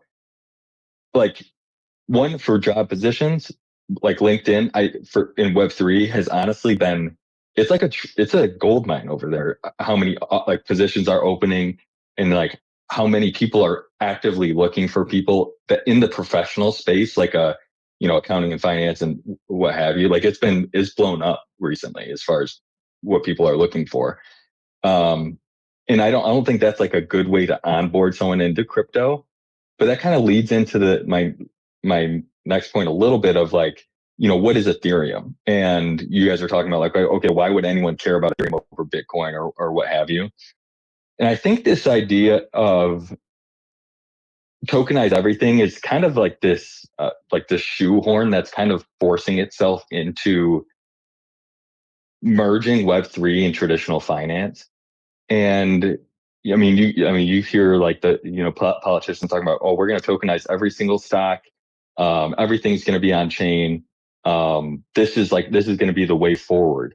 And I really do see a use case there that makes a lot of sense when it comes to one, transacting or like trading stocks and it being on chain. I think is a very, very good use case for crypto and blockchain generally. And Robinhood's obviously doing that with their partnership with Arbitrum and the various L2s that have been onboarding traditional stocks. I think there is something there that you're kind of saying tongue in cheek, you're using crypto without knowing it's there. But when it comes to traditional finance and crypto and using blockchain to trade these instruments, I think there's actually a lot of opportunity there to onboard these traditional finance folks because of the different vehicles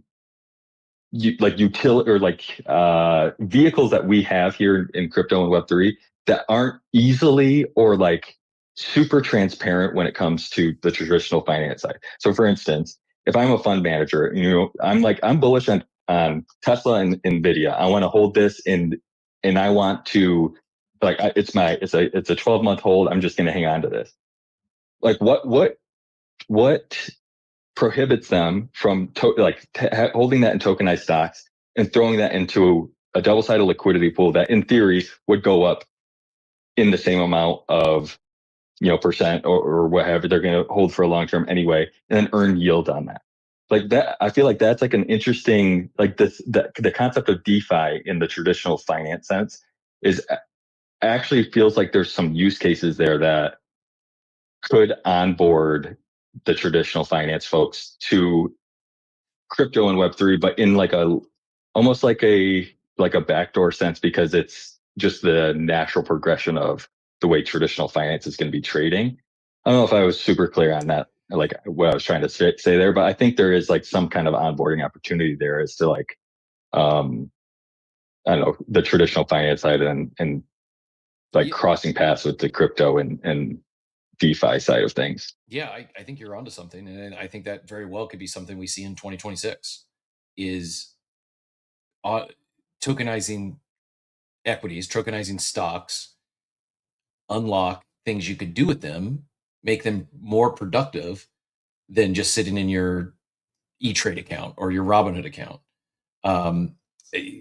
Circling back to Von Frunten's comment in the chat from earlier, and then we'll bring in Matthew. Perfect segue from talking TradFi, and no offense, Matthew, but I saw you giving the emojis when he was bull posting LinkedIn. Von Frunten had, oddly enough, Base's largest competitor is Coinbase. Coinbase keeps adding functionality to its main product, leaving less room for Base to differentiate itself. And it's funny because one of the things I was going to talk about was the evolution of ICOs when we talk about 2026 predictions. And there's a world where people participate in these ICOs and they never leave Coinbase.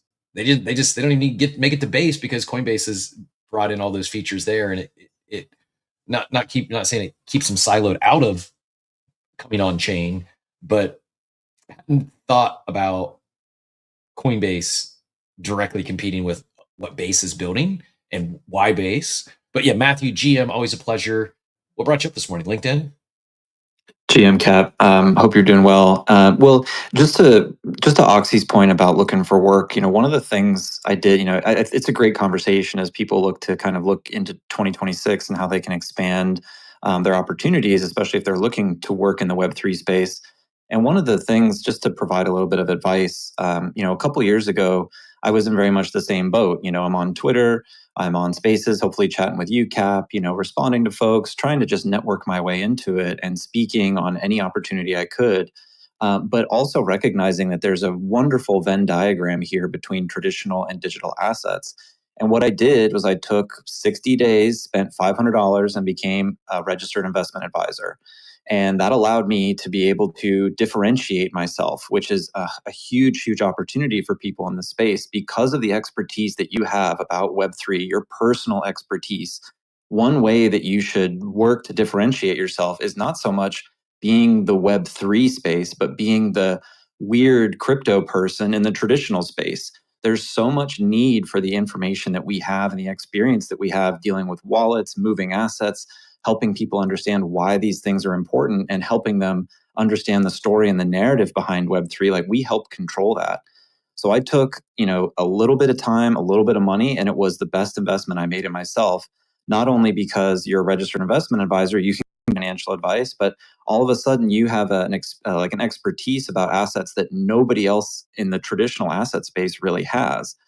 Not only that, it made me an accredited investor. So if you don't have the income limits to participate in private investments like pre-IPO stages or alternative VC investments, getting a Series 65 allows you to do that by default. And the last thing I'll say here is that there is a huge growing demand for registered investment advisors in the space. Like, they're projecting by 2024 that they're going to need 100,000 more of these people to be able to help work with AI agents and help you build wealth sustainably for the long term. So I just encourage folks, when you're interested in working in Web3, I think that that's a really good place to be.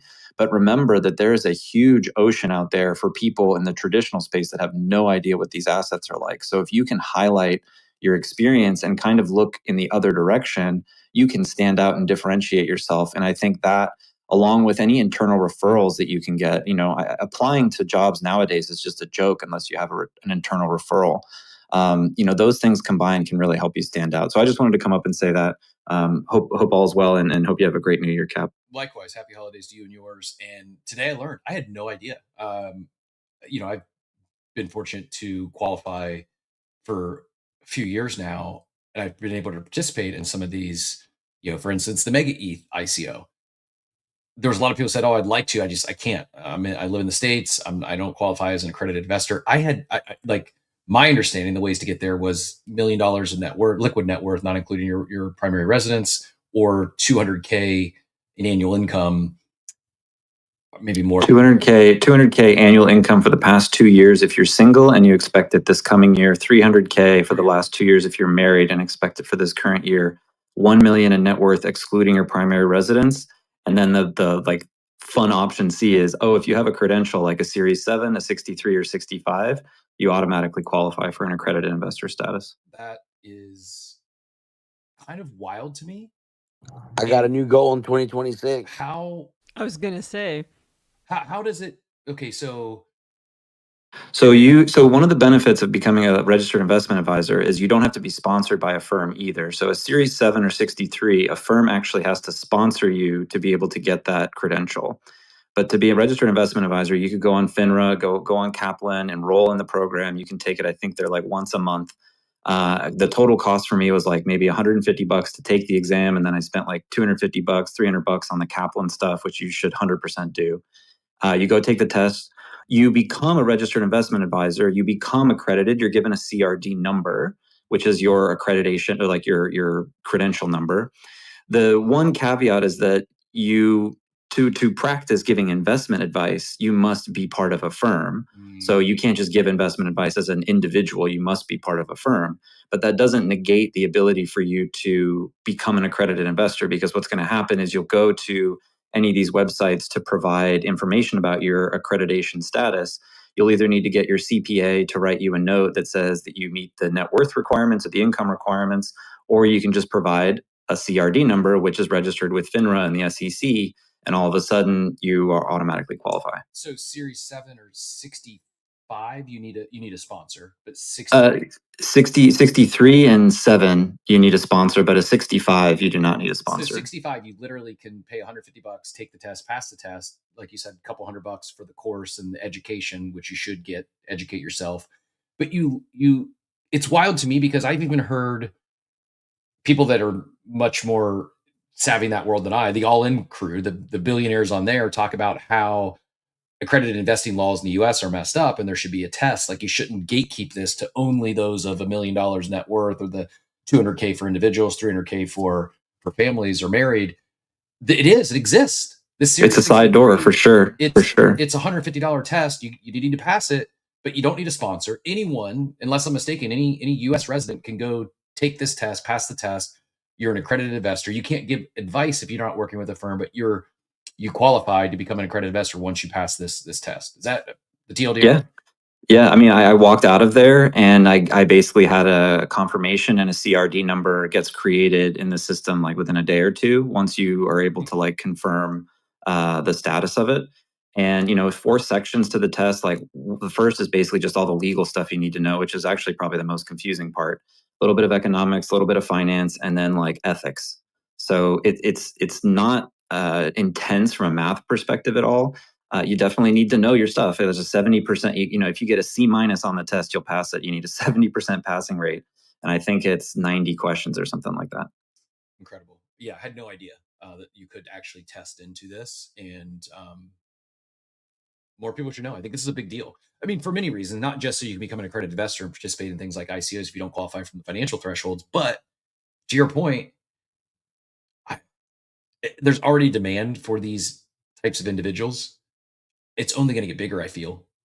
There's $100 trillion. I would just apply to another RIA firm yesterday, but there's $100 trillion of wealth that is moving from the old boomers into their younger generation, and they're not going to want to deal with their traditional advisor. They're going to want to be figuring out how they can be in prediction markets or Robinhood or digital assets or whatever the case is. And none, I promise you, I've talked with a lot of them. None of these investment advisors either allow their advisors to solicit. I got recruited by one, and they said, "Hey, build a book of business. You can make a bunch of money." And I'm like, "Can I talk about crypto?" They're like, "Absolutely not." I'm like, why the hell would I want to join this firm if like my unique status in this place is an understanding of this asset class, and none of these advisors are going to allow their own team to help you, build wealth this way? It's just ridiculous. So if you want to stand out, like, and differentiate yourself, that was my whole goal, and it worked out really well. Well done. I have I want to share some comments on this. Matthew, right? Is that who's speaking? Just want to make sure. Yes. Okay, sweet. I mean, yeah, that I feel like you just inspired a ton of people to take this accreditation. That's pretty amazing. You mentioned 2 things. I think one that you just mentioned about made me realize that tax experts that deal with crypto are also, important. I remember a lot of people at the time of tax season also wanting folks that could understand that, especially folks that don't do their own taxes. There's lots of software that can obviously navigate all of that, but for some of the other folks that don't use it, that's another potential. And then I wanted to mention something based on what you said about LinkedIn. I think absolutely in certain sectors, it's like a banger play to go in there and be like, yeah, I do this, Web 2 thing, but I'm also Web 3 expert. Ask me anything. But there are some sectors where, as we've established earlier when we were talking to Machiavelli too, about how like there's a PR problem and people think crypto is bad. So there is a negative sentiment and association with that. And so you have to be strategic about how you want to play in that space, because sometimes it's actually a negative to associate yourself with crypto depending on the sector you are in.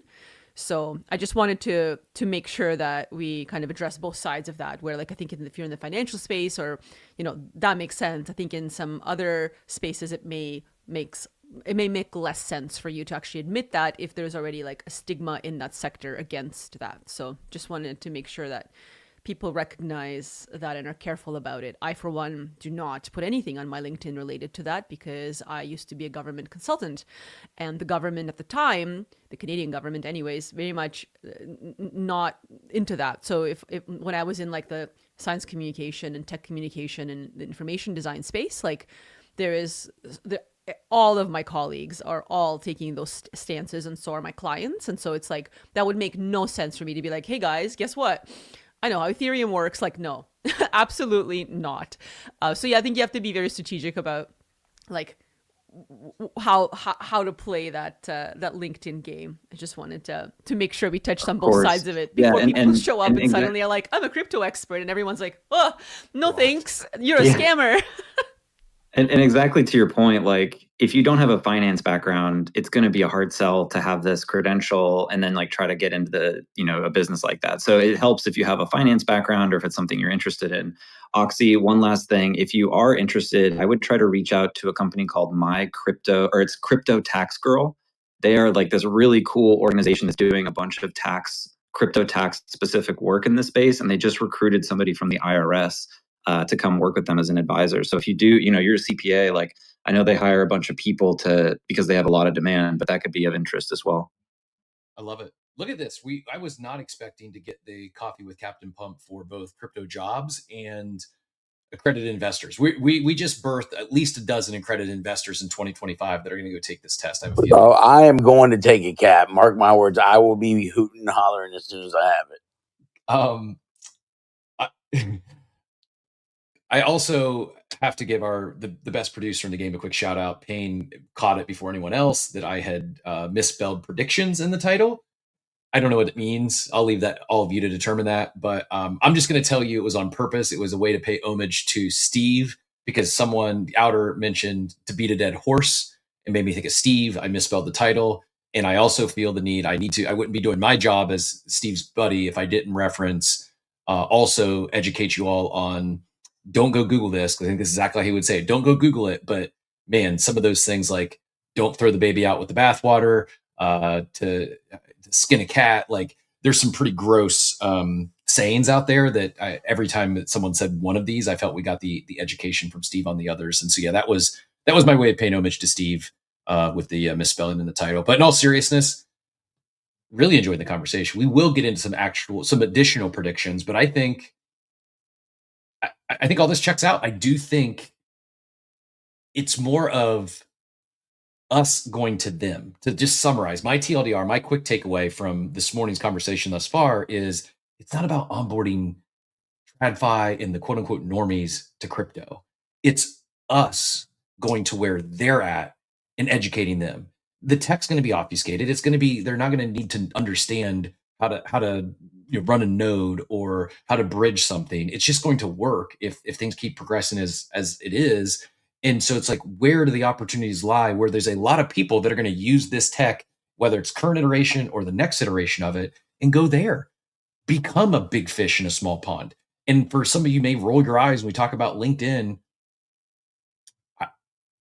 I wouldn't be surprised if the next big up and coming quote unquote crypto creator ends up doing so in a channel that's not crypto Twitter. I'm not saying crypto Twitter's dead, but when you talk about tying it back to Raheem's take of like the first step in onboarding someone to crypto, it's probably not bringing them to crypto Twitter. It's go to where they're at. I think it's how I net out on this based on this conversation. That's how I'm going to answer it now. It's like, don't bring them here, go to where they're at and be normal. But you do so understanding this tech and all that it can unlock.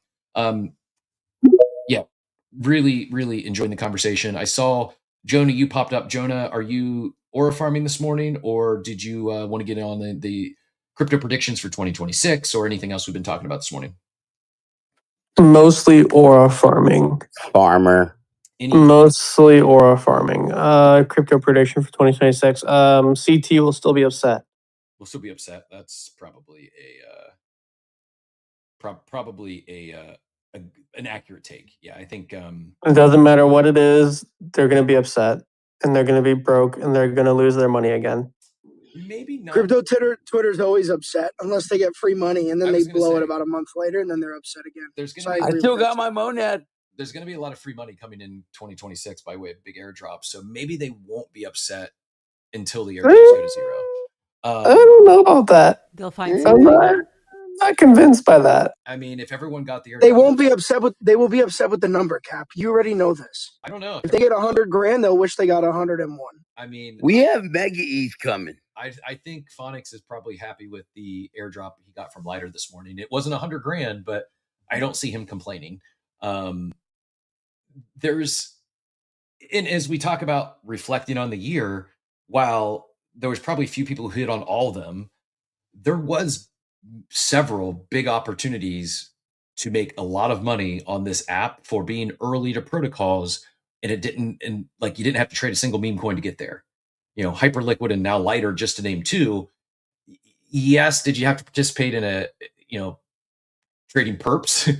Yes, but there's also delta neutral ways to do that, whether it's these perp dexes, whether it's prediction markets. There's ways that you can participate, be a beta user without putting significant capital at risk while still doing material volume that ends up becoming a nice reward.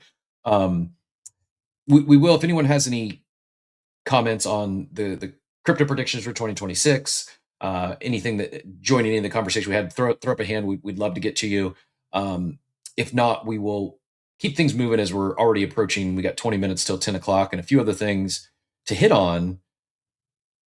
Outer, the one prediction that I think maybe is not just a prediction, but also a discussion point is I do think that we will see, I kind of alluded to earlier, I do think we're going to see an evolution of ICOs. I think we're going to see an actual ICO season. I just think it's going to look very different than what it's looked in the past.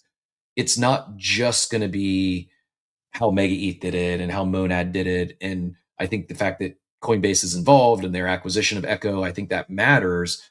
But I think, you know, we talk about the teams controlling large percentage of the token. I think an evolution, not just doing things that worked in the past, even if it was recent past, but building upon them and making small tweaks every time. In fact, I think we talk about the free airdrop money. I wouldn't be surprised if a lot of those aren't just airdrops, but rather it's your opportunity to participate in their ICO. I think they're not perfect. I do think it's going to take on a different form. I pinned up an article up top. I don't know if you saw Seedify with what they just launched. They're calling it an IMO, an initial milestone offering. It's essentially an ICO, but instead of getting 100% of the funds, the team gets 20% at launch, and then the rest of the funds in the pre-sale are released to them after hitting milestones. And presumably, if they don't hit, the money is refunded, or you have a claim on your pre-sale investment. I don't know as if IMOs is going to be it. I think it probably still follows, you know, still called an ICO to some degree. Thoughts on that? Do you think, am I crazy to think ICOs could become not an exact current form, but a new improved ICO could be the leading meta of 2026? Is that in range even? I mean, I think so. It could be. I'm waiting for this to load so I could see your the actual post, or maybe you could share your screen if you have it up. I will pull it up here. Yeah. They posted this on the 25th, so it was a couple days ago. We didn't end up talking about it on the show. I don't think I might have shared it, but we didn't cover it. But essentially, you know, they open, you know, getting rugged after TGE shouldn't be part of the game anymore. Introducing initial milestones offering. It's time for the ruggers to cry now. Again, I'm not saying this is it, but I appreciate them doing something different, and goes back to the trust thing. And as TradFi and on-chain worlds start to merge and meet each other, I do think fundraising has always been a part of crypto, from the original ICO days to NFT mints for raising early funds. to just straight pre-sales. Here's my wallet address to the ICOs we're seeing now, where there are parameters, there are guardrails, you got to be accredited if you're in the US. Your tokens have to lock for 12 months. I think we're heading in the right direction. And I'm not saying there's also a double-edged sword. Like, it can also get a lot of people wrecked in the sense that Raheem's earlier point called out, yeah, people are just going to see the latest InfoFi pump and, the ICO that's being shilled, and they're probably going to pick bad ones because it's just the loudest, because people are being paid to talk about it. That's not it. That's not the evolution I'm referencing. But there's not an article or a thread per se. There is a 54-second video here, but does this? I'll try to. I am not hip hop, and I'm just not Eminem. I don't want to get DMCA'd, so I'm going to mute the Eminem background music. But the video should be playing on the screen for those that are watching the live stream. I mean, thoughts on this, Outer? It's something different. I don't know. I feel like when... You know what I think Oh, did you mute me? I don't know. I think I lost you when I shared my audio for some reason. Let me know if you can hear me. Sheesh. We're back at this again. Note to self, don't share audio tabs because that'll glitch us out again. I'm going to unplug plug. We'll be right back. Okay.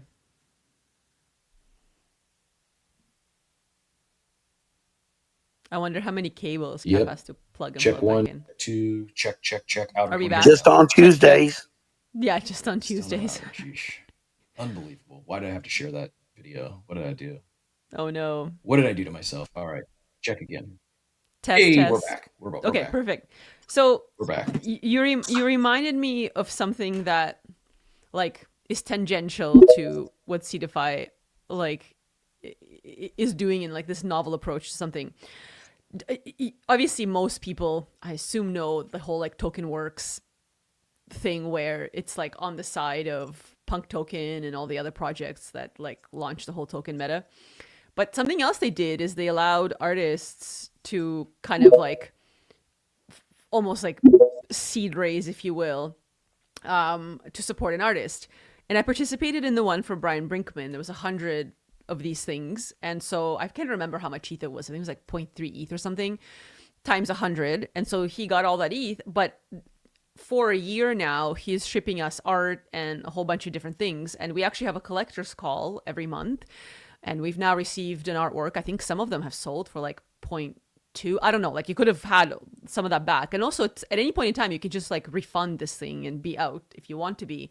But I'm using this analogously in a way because I'm less likely to participate in Seedify's thing, but I see this analogous to the things I would participate in, which is this like new meta of an artist raising before they do anything. Like he raised the support, and now with the finances raised, he's shipping us stuff. And it's kind of an interesting like different approach to this that I'm actually finding quite enjoyable, because half the time I've forgotten that I've done this, and then I get pinged and I'm like, oh, there's art coming, or oh, how interesting, there's like something that's going on, or wow, I got airdropped something in my wallet. Like, I don't know, it's been kind of fascinating to me to participate in something where there's like a future to it, as opposed to like you just buy the thing and it sits there, which I'm okay with as a collector. But so I wanted to bring that up. And then the other thing that I wanted to bring up that's on my list that I don't want us to miss out on is this. Does anybody remember NFTX, the pool? Where they have punks, they have apes, they have all the things. Do you remember that? Like you could like instantly drop your NFT in there for whatever price. Okay, so they're ending their UI support completely. So they still have all of these tokens in their vaults, and on contract, you can interact with it. But there'll be no more front end, like talk about no usability or whatever. They have all the like the string female punks, I think, pretty much, because like that was decided, that was like not the trade anybody wanted. But aside from that, I just wanted to like, I don't know if anyone else has been following this, probably not, because who cares about like vaulted NFTX pools? But it was on my radar, and I thought I would mention that because I'm kind of interested to know, like, is someone going to cook a front end up? Like, what's going to happen to these assets? Because there's quite a few vaulted assets for like some of the major collections. I mean, they, you know, the contracts aren't going anywhere. Like that part is fine, but shutting down the entire front end for this kind of makes this disappear into the ether, pun intended. So I wanted to bring up a prediction perhaps, or a look back on 2025/26 as to like, I don't know. I just checked the project that I think I'm going to buy as my first NFT for January 1st. And I've bought like a few of them every year, and I've had decent years. And it's kind of funny because last year I didn't do that. I bought something else and I've had a terrible year. So now I'm thinking I'll go back and buy it. And like, I was worried that there'd be none for sale because they're like such an old, stupid project. But yeah, this thing has, there's like a bunch of versions of it too. Like you're looking at the Use NFTX version 2, they had a version 3, but they're ending all of them. Like no more support. Yeah. I think like to this, I think we'll see the end of a lot of NFT protocols in 2026. I think there'll be a few that survive. I think most will, I don't want to say hard pivot out, but I think they will become like a quote unquote everything app, i.e. OpenSea, going from the NFT marketplace to a place to trade tokens and more. I just don't think there's room in the space for many of those. I think we could see the end of not Blur, because it's used more it's still in the DeFi arena as far as like the NFT lending and whatnot. But you see Gandhi taking away a lot of market share. I've not checked. I haven't looked at the on-chain data, but I wouldn't be surprised to see someone like NFTFi, which was the OG, the original NFTFi lending protocol. I don't know this. They could be thriving. I haven't seen them on the, like, my attention sphere is more blend loans by way of Blur and Gandhi. I don't hear anyone talking about BinDAO anymore or NFTFi. And like, not only is it kind of sunsetting, but like when I looked at the tweet from NFTX, like nobody cared. It was it was very fascinating to me because this was something that was like such a huge thing a while back. Yeah. The comment that we're shutting down on January 3rd is 21 likes, 5 comments. Literally no one cared. No. And like we know that makes sense because no one's paying attention to this anyways. But that doesn't, like, there are still collections that are trading that, you know, are locked up in these contracts. And I don't know, I find that part fascinating. Like there's something really interesting about this, like, I don't know. It's when like NFT history will really be NFT history. Like we're approaching that like 5-year mark for me, I guess, or whatever, 6-year. I don't know. But like at some point it'll be a decade, or maybe it'll be like 15 years or something. And I'm just be like, wow, okay. What's in the NFTX pool right now? Like, you know, I don't know. There's like, there's something, I almost want to like use the word romantic or something, or nostalgic or whatever, that like, you know, when you like visit a town you haven't been in a long time and you go back and you're like, oh, look, there's the post office or whatever. I don't know. There's the school I went to. This feels like that. And maybe I'm just being like warm and fuzzy for the end of 2025. But like, there's something about this like NFT nostalgia. And I feel like that tweet was very much that to me. I was like, wait, NFTX exists? Right. And like that was the primer. Just as you just mentioned Blur, I'm like, oh yeah, Blur. I forgot about Blur. Like completely, like, yeah, and of course it exists. Now that you mention it, I remember it. But like, not on my radar to think about, because I just do not care. Like, but you're right, I should. Like maybe my new meta is like going back in and looking at some of the stuff that was at one point relevant and then like is now being sunset. But I agree with you, the overall sentiment of like 2026 is a year of maybe like a good turn of flushing out things that crypto no longer needs. But also, yeah. It might sting for some, but I think there was a lot of copy pasta. I'm not saying low effort. Some of this stuff I'm sure took serious dev work to spin up. But the reality is, NFTs as collectibles, as high velocity, high frequency items to trade Yep. Hard to see a lot of platforms supporting that. Like I logged into an old browser and I saw some of my saved bookmarks were rarity tools. I'm talking like 10 different rarity tools. And I had this cooked up like last time I was going to share my screen. I don't have it for today, and like who cares, but it was really funny to click on them and see how many of them were just like, 404s, like they no longer exist, right?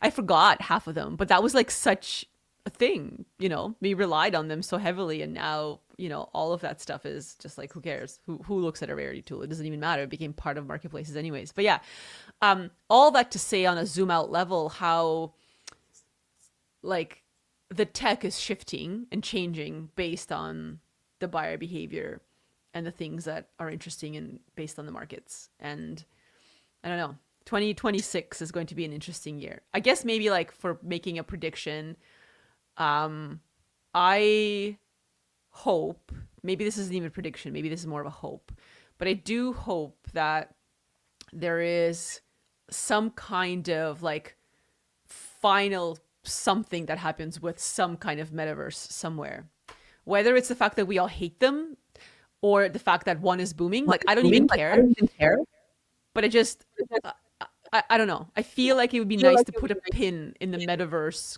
crypto conversation for 2026. So that'll be probably my last bold take for 2026. Although, two actionable pieces of advice. One, if you have any assets that you treasure and you want to keep, and you might have put them in a vault or a lending protocol at some point somewhere, maybe this is end of year good time to just double check everything, not just think about your wallet hygiene and revoke your approvals. Maybe make sure you don't have anything in these protocols that might sunset.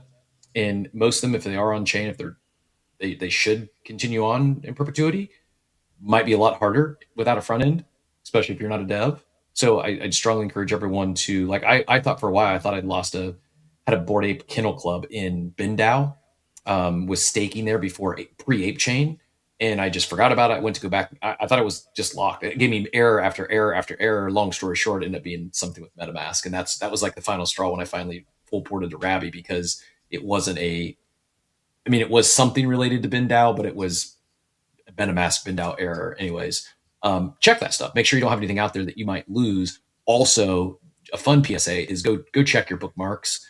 My NFT bookmarks are hilarious. I'm going to save that for another show, another day, but I've got things like Loot Rarity and Botto, and just like there's like a whole subfolder of just like 15 different Zed run third party platforms and data, and just, man, it was a fun time. It was a little trip down memory lane just looking at bookmarks. But to your metaverse topic, this is maybe I do have one more take after this, bold take, but this is maybe my boldest and probably most polarizing.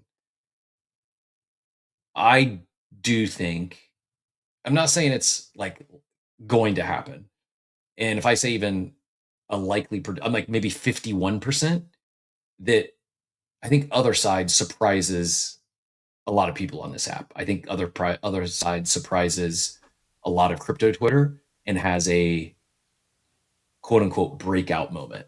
I don't even know what that means. I don't know what that looks like, especially as we were saying earlier, it's not about us onboarding people into other side, but rather going to where they're at. And so my most logical dot that connects there is like, it's a thriving, popular game that has a lot of users, decides to come into other side, and they bring a lot of users with them. Maybe that's it. Maybe it's not. They've done the thing. Someone talked about that initial trailer, and how when that thing got launched, like every NFT collection that was in that trailer, the floor price skyrocketed just because they were going to be part of other side. And now that it's here and you've got, 50 some collections that are running around in there, the market doesn't seemingly care when it comes to floor price. I don't know if that's a bad thing. I think we created a lot of the metaverse bubble that was with the sandbox land sales that were botted and would sell out in instance, and the other deed mint, and like the valuation we placed on metaverse properties was overinflated to the point where it became a inhibitor for a lot of people to take serious or to get into, because the math just didn't math in their head. Now, could some of those assets appreciate over time? Yeah, sure. but I think it's probably healthier where it's at today, where you could get in there for, next to free, pick up an ape chain avatar and you could start running around and playing in there. It's going to take builders. It's going to take a lot more than the organic groundswell of the community that is happening today.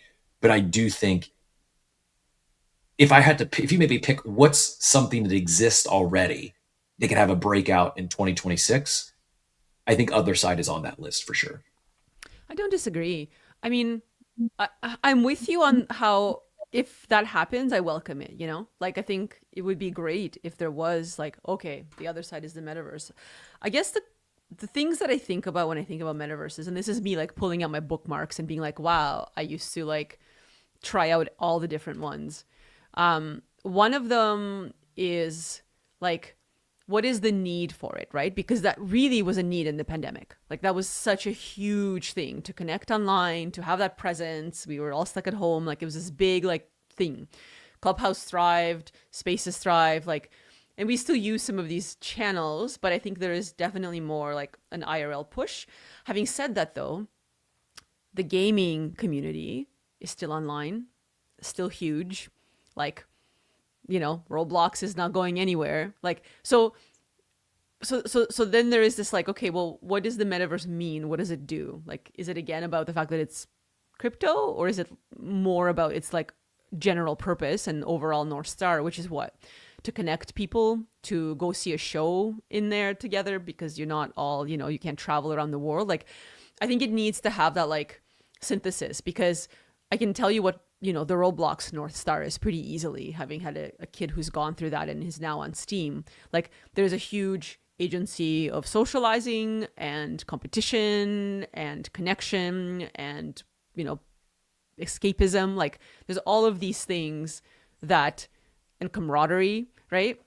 And I think we have some of that. Of course, you want to like go down memory lane and meet some of your friends and like, check out my Other Side Deep Space or whatever. But it needs to have like a strong, I think, driver for that like over and over return for people to come back to. Like, I don't know, but maybe there is something there. Maybe there's some activations that will happen in 2026 that will make it very obvious. Just be like, yeah, of course, everybody pile in. This makes sense. Yeah, and I'm not going to claim to know what that thing is. I don't think it's obvious today, and I think sometimes when it's not obvious, sometimes is where the opportunity lies. Sometimes when it's not obvious, but yet there's something there, those are things to where might be worth paying attention to, might be worth participating without putting a lot of capital at risk, and you just never know. I do think there is going to be a token dropped at some point for participation in there. I'm not saying that's going to be the next big runner. It may not be worth anything. I think there's also a relatively large announcement that I got on a good source that's pretty dialed in and connected that has not been announced yet. And I think it could tie into Other Side. And if that does come to fruition, I think it could be another one of these proverbial ramps or Other Side going to where people are. Not a game in the traditional sense of the word, but it's just like we talk about, don't just put something on chain just to put it on chain. Like, what does the technology unlock? What can you program against that thing, that asset, that protocol, because it's on chain that you weren't able to do with it not being on chain?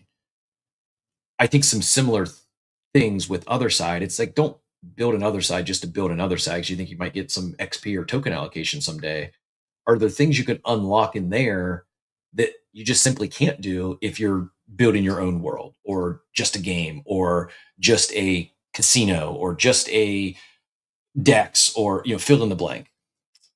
I'm on chain, off chain. I'm very much into experiential, participatory things, industries that that can't be replaced by a bot.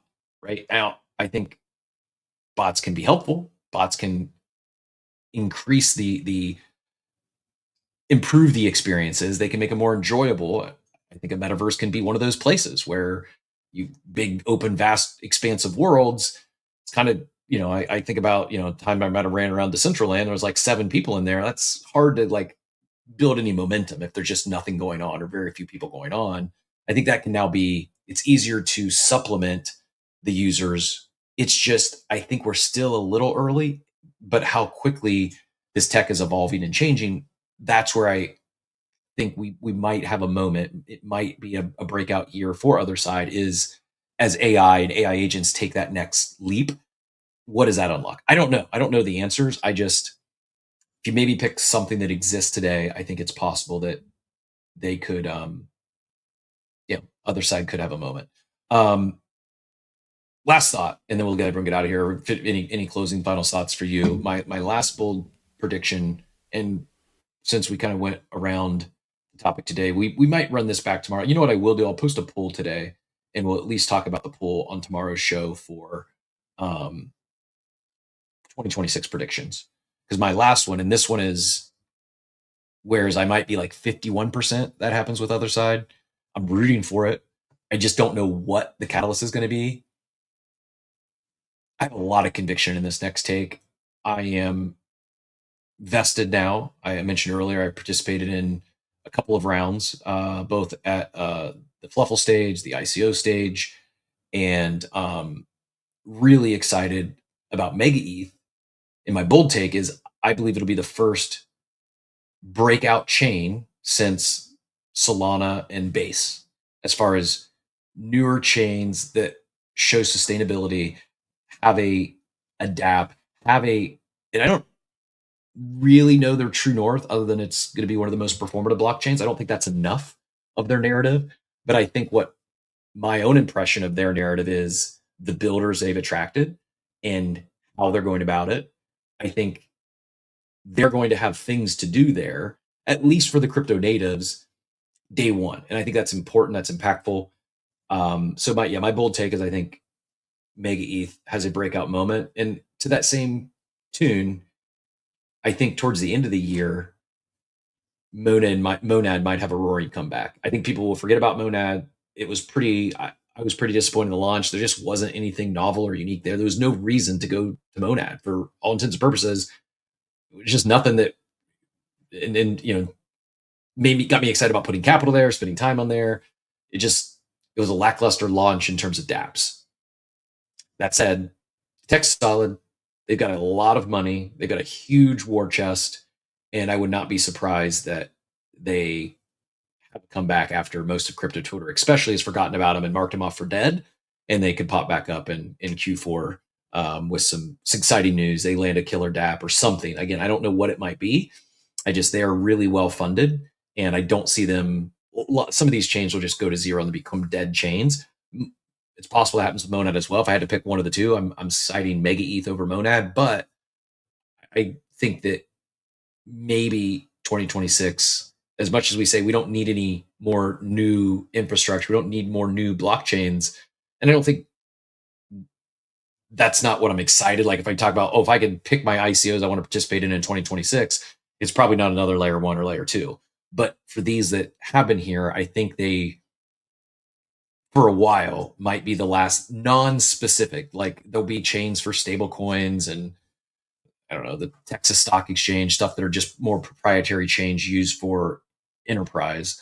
I think more of these general purpose chains, I think Mega ETH could be the one that breaks out of crypto because it is so performant, and you see some real world builders choose to come build on Mega ETH because it can look and act and feel like a Web2 interface. Thoughts on that, and then any other bold predictions before we let everyone get out of here?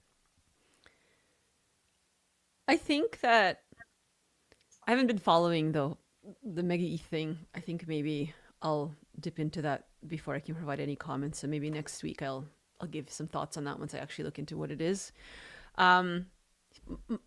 My predictions, I think for 2026, I think we will see a reinvention of what the crypto wallet is and what it looks like.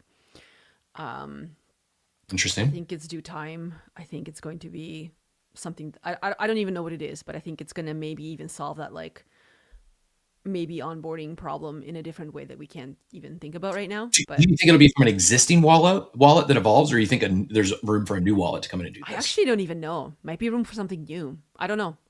All I know is it's just prime for someone to come up with usually like, holy crap, what is this thing? How does this work? Like, I don't even, I have some thoughts. Maybe I'll share them later, but like, I just feel like that's ripe for a change. The other thing is Art Blocks wrapped up kind of a lot of its stuff, and I think there is also prime for this new art, generative art, something art culture to come out, like this house, if you will. Because to me, Art Blocks was like a house of digital art, right, of generative art, and people that were into it grew like respect for it, and some of the top collectors are involved in that. And I think like there's room for something that's new that will come. I think a part of that is maybe reinventing the way that people just purchase NFT art in general, and the difference I think will be even more like present between like what old PFP art culture was on chain to like art on chain, and what that means and how public institutions respond to that. I think that 2026 will be an interesting year for that. I think there's also going to be some room for AI to come in and do its thing, but I'm still hazy on like the whole AI crypto. Like, there's ways I think to improve both, but there's also ways to I think really make them both crappy. So I'm just like I don't have that in my mind like formulated in a way that I even want to like speak about or get behind. So I'm just gonna say like that as a taster. Like there's something there. I don't know what it is. And then I don't know. I feel like I want to be optimistic and say that there'll be another run maybe at some point in 2026. I'd like to see another one, but I don't know if that's reality based on, all of the things I've seen in the last 12, 13 years at this point. It's really hard to put a finger on that. So yeah, I don't know. It's going to be an interesting year. Last year on January 1st, speaking of predictions, I write poetry, right? So I wrote this poem and I called it A Year of Nothing, kind of personally reflecting on how like I got into like a groove and it almost felt like, okay, the year of nothing meant like things were like stable, I guess, or whatever. And then this last year was the most insane, chaotic year of our lives, like to the max, like peak max, like insanity on like a personal level. And so now my family is expecting me to write a poem called The Year of Everything, just to take away the curse from the last year. So that's, like on a personal note, that's the goal for New Year's. On New Year's Day, I'm going to pen a Year of Everything poem, and hopefully the events of 2026 are going to be chill. Yeah, I don't know. It's, I think it's going to be a good year. I'm optimistic. I have to go buy something for January 1st. I want to hear what people do. Is anyone else like buy like do you care if it's like what is the last thing that you bought on like December 31st in a wallet that you care about, or is it more about like what's the first thing that you put in it that like starts the year off for you? I don't know.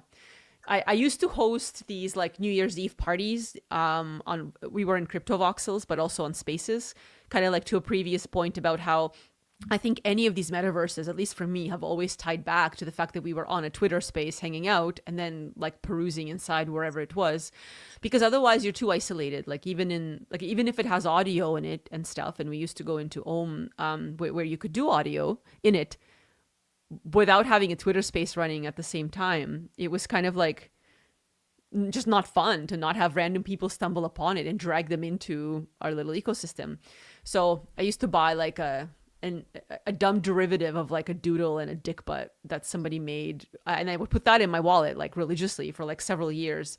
And last year I didn't, and I think I might go back to that because it is so dumb and like so ridiculous, and yet like the last thing you'd want in a wallet, but yet like the meme of doing that just made sense. So I think I might go back into doing that just to have some kind of wallet lore. I don't know. I like it. I appreciate how you have so much wallet lore as is, and you give people NFTs on anniversaries, birthdays, etc. I think I've not thought about what's the last thing I want to buy in this wallet at the end of the year. I've thought about what do I need to sell for tax loss harvesting purposes before the end of the year. By the way, absolutely, yes. You can do that if you're. We should tell and people. It's not just your NFTs, but if you hold any crypto that you're down on, you should go sell it today or tomorrow and immediately rebuy. You'll have the same amount of the crypto token. If it's down, you're booking a real legitimate US dollar tax loss to offset your income this year. It's just It's just a smart, prudent thing to do. Until they change tax laws, take full advantage of that. Talk to your accountant. I'm not a registered financial advisor. I'm not an accountant, but that is like 101 in crypto is you can't do that there's wash trade rules that exist in TradFi and stocks and equities. You can't do that there.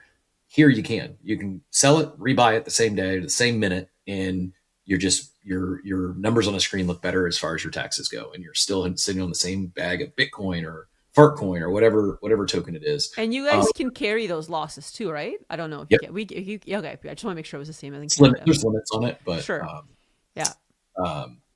And so I think what I am going to do though is New Year's Eve. I'm going to play with the RNG gods. I'm going to do some things on chain, and maybe we end the year with, a big win. I'll probably do the same thing on January 1st as I'm eating some good food on New Year's Day.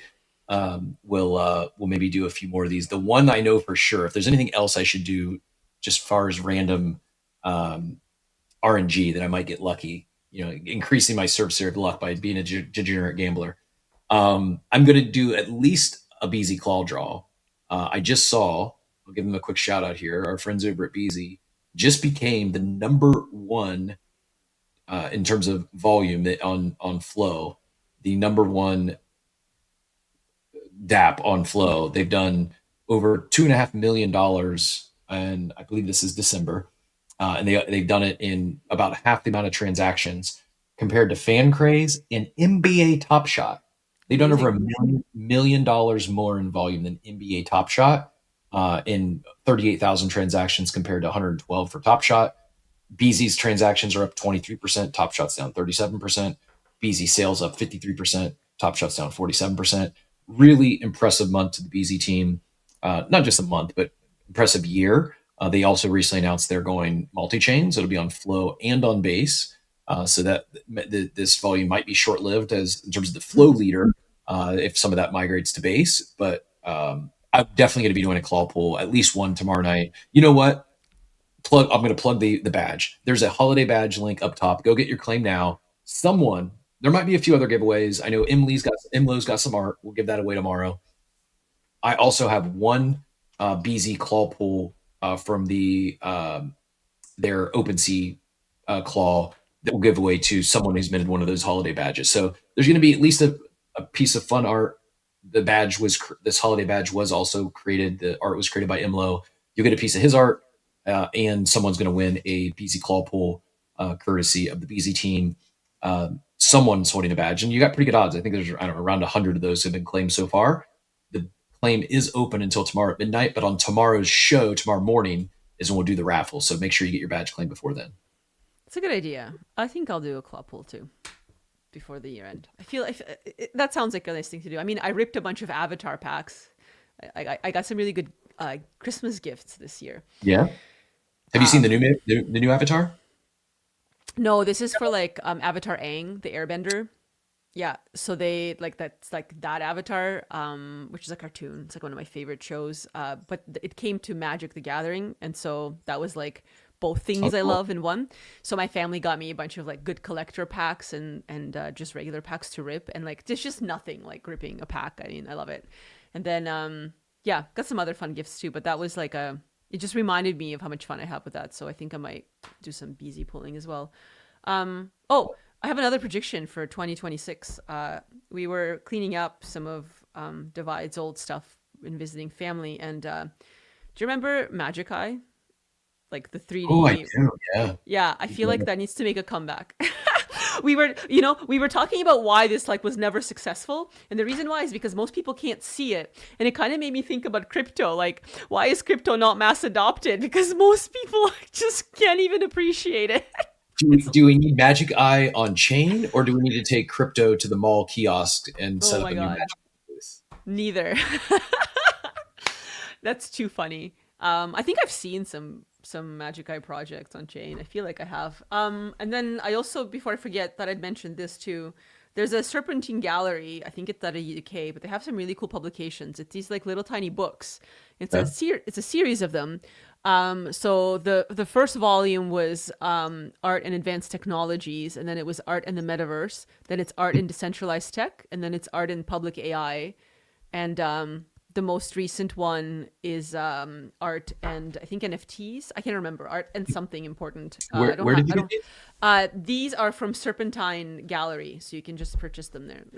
For Okay. people listening, yeah, it's an art gallery. I just, for anybody, I know some listeners are also nerdy like me and read these kind of random weird art meets technology things, so I don't want to deprive the audience of a new find.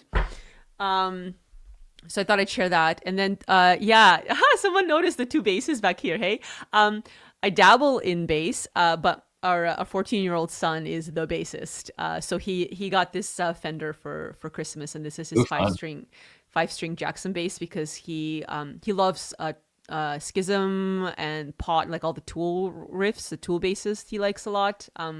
Obviously the Nirvana stuff, Muse, like a bunch. Yeah, he loves like complicated bass riffs. So we get the privilege of listening to that. And then he asked for a 4-string, so this is his second bass, and he plays down here. So yeah, that's the bass shout out.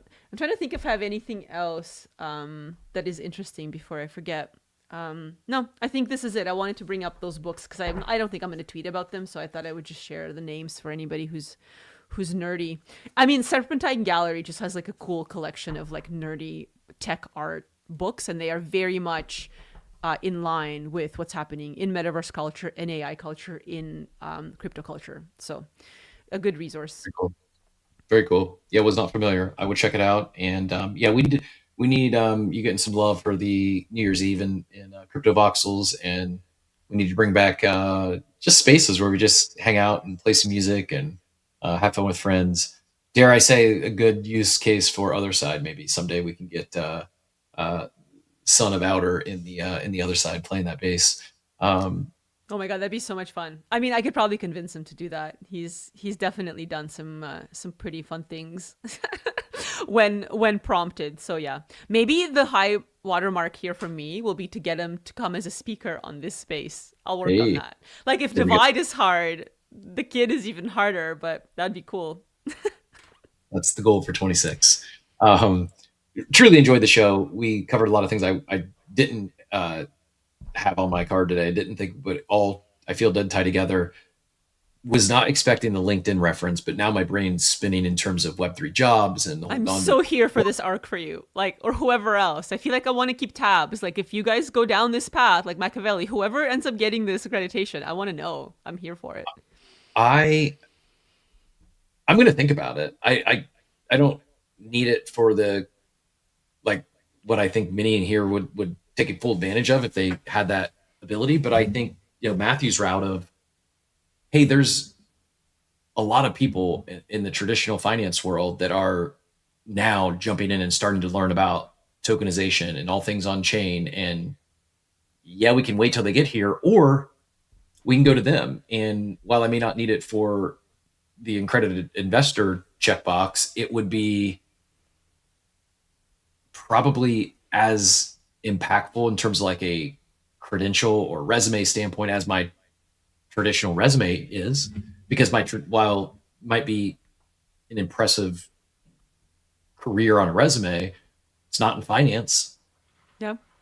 I just, there's like, I had never thought about like almost zero desire to get was it 63 or 65? What's the one that doesn't require a sponsor? Do you remember 63? I think it was 63. One of those two. I don't remember. One of those two was not nowhere in my realm of things I would explore.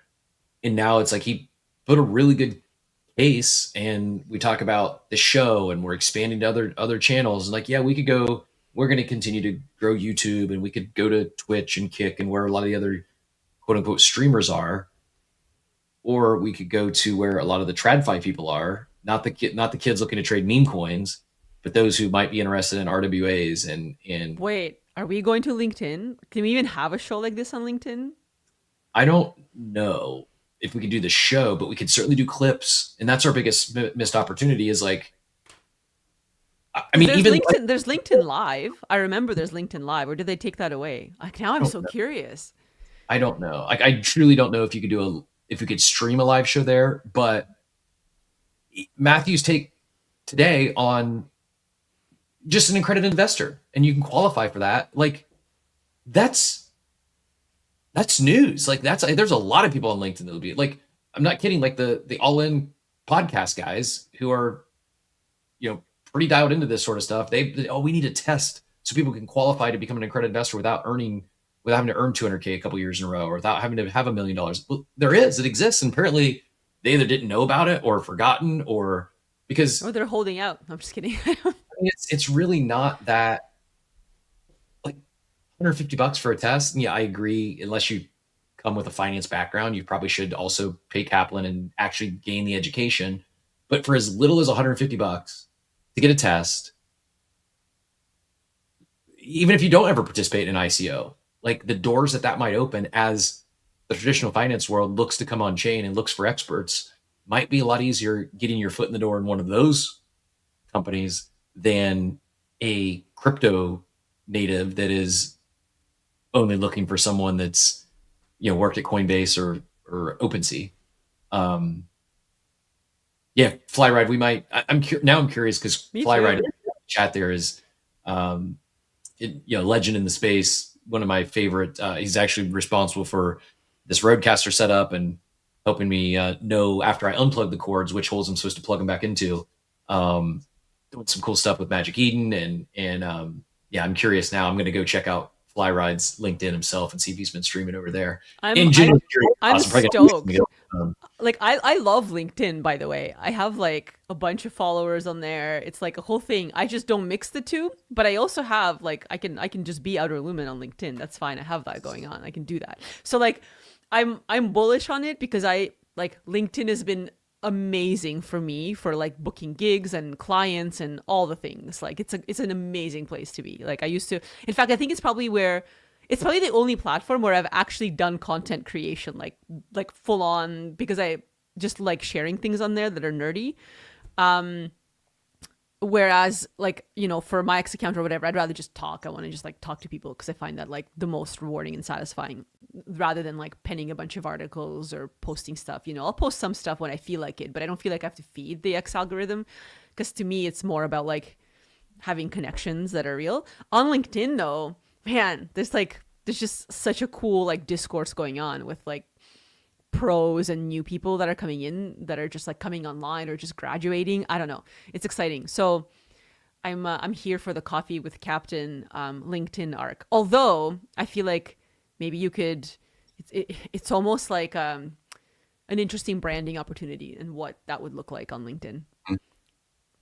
Anyways, I feel like you and I are probably going to talk about this at some point, because I'm really curious about like what that would even look like, and I find that there's something there that's really interesting.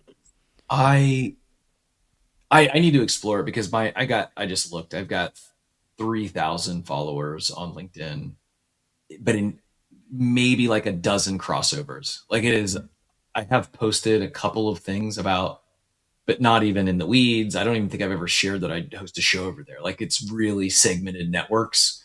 Yep. It's like my LinkedIn is its own world. My Facebook's its own world. My Instagram is its own, a little bit of crossover to Facebook. My X it's an entirely own world for me, but there are some of my friends that have found me here, and it's like, I'll in public, like, I've been following you on crypto. I'm like, on Twitter, I'm like, oh my God, I'm sorry.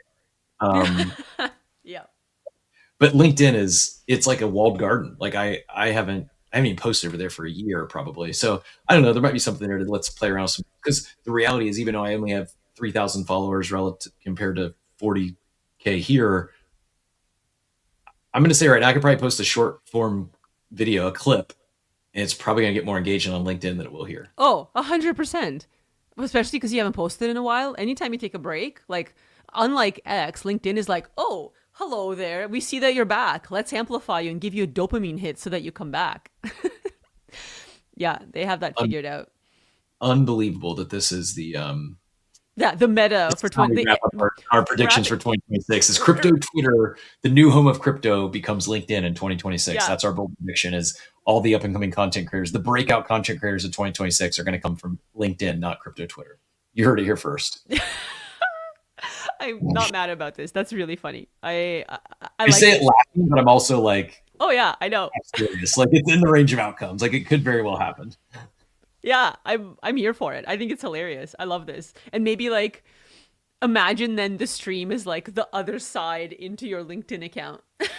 I'm also probably certain that we're getting like subtweeted right now. Like these boomers are talking on like space about LinkedIn in 2026. Like someone's definitely dunking on us right now for our LinkedIn I can't take. wait. I think it. I think there's some merit. I'm definitely an explorer. I don't know if I'm not gonna commit to posting all the time, but Well, the other one would be like otherwise. I mean, look, like we should wrap up, but like I'm on TikTok chronically because I love the UI UX research there. They have perfected the reveal. You have like women that are like 20 revealing jewelry to boomer women that keep buying it because it's a dopamine hit. Like everyone loves a rare. Literally, this jewelry, like pyramid scheme, is all about revealing like something that's rare, right? And the live reveal. Like how someone is not doing like, you know, some kind of on-chain reveals is beyond me there because it's like prime for that. But also there's like a whole battle system. Like you can do so much live on TikTok, but I think like it takes effort and some work. But I do know that there's a crypto audience there and they are a younger demographic. So like it's doable. And even the same with Instagram. Like you can Instagram live with a bunch of people. We could literally do this on Instagram, right? Like, so I know we like zoomed into LinkedIn, but I think one of the main reasons why we're like, at least for me, is the fact that like we would bring crypto to LinkedIn in some ways, at least, right? Versus I think it's already on Insta, it's already on TikTok. It's just a different demographic. And if you specifically wanted to reach those demographics, then it's absolutely doable. Like I think what's interesting is to reach the demographic of people that are not interested in crypto at all, and then like somehow see if they can get the like excitement about it if it's not from some media outlet dunking on a scam, right? And having a different lens on it, like in a professional setting. So Agreed. I think like that's the interest for me, is that like there's social, LinkedIn, and I almost challenge like ResearchGate would be an interesting one. And I don't know what gets more boomer and academic than that, but imagine if like someone goes off on like this whole like, you know, white paper tech side of things on ResearchGate, because guess what? Might come a shock to people, but you know, there's actual research published on blockchains and how they work and cryptography. Wow. Like nobody reads these things, nobody cares, but there's a whole discourse that the devs are having about how to build things that we love to use, right? And that is academic papers. That is actually math. It's actually like zero knowledge proofs and all of these things that like happen to be at the research level coming from like mathematicians and cryptographers across the world. And that's on ResearchGate. So like, I don't know. I feel like this is like kind of a tangent at this point, but there's like so much in how you end up in crypto too, right? And if we're talking about like the tech side, that's different than the finance side, than the art side. Like, yeah. It's kind of a no-brainer. I'm convinced. Yeah. So I got to figure out exactly what and how. But it's like if I go to TikTok, any Twitch, Kick, I'm starting from zero. Be building a brand new audience. LinkedIn, I have a large audience. A lot of people who I'm like some peers, yes, but there's also a lot that I'm a tier ahead on like the social structure, like the social ladder, in the sense that like they used to work for me or they were a vendor of mine. Like there's, I guess I dare I say wield some influence on LinkedIn that I've never used. I've never tapped into. I've never talked crypto over there for that. It's like I have a head start, and it also fits my just natural skill sets, my age, I'm going to have a much easier job connecting with the people of LinkedIn than I am the people of TikTok. Most likely. Now, can I go more viral on TikTok? Probably, but it'd be for like making people dunking on me for trying to do the Dougie, not because they thought it was a cool dance. There's definitely something there. I don't know, maybe maybe we're the only ones that are getting excited about LinkedIn today. Chris did post one of his live streams in the chat. I'm going to pin that up top if anyone wants to go get a glimpse. Flyride's recent live stream is pinned up top. And by the way, their founder bought and holds a pretty fire CryptoPunk. Like, I don't know. Make in this whole conversation of going to them. If we're thinking, where is TradFi targeted? I'm guessing it's a lot more on LinkedIn than it. Like, are they all on TikTok? Yeah, maybe, but like, can you get to them there? Like, are you going to hit their algo? Whereas LinkedIn, they're probably going to see it.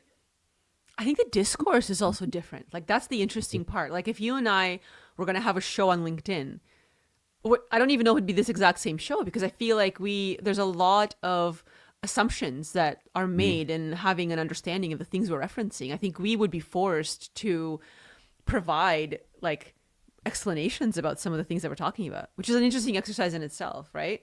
Like, you can't just be like, yay, we're excited about the other side. What the F is the other side, right?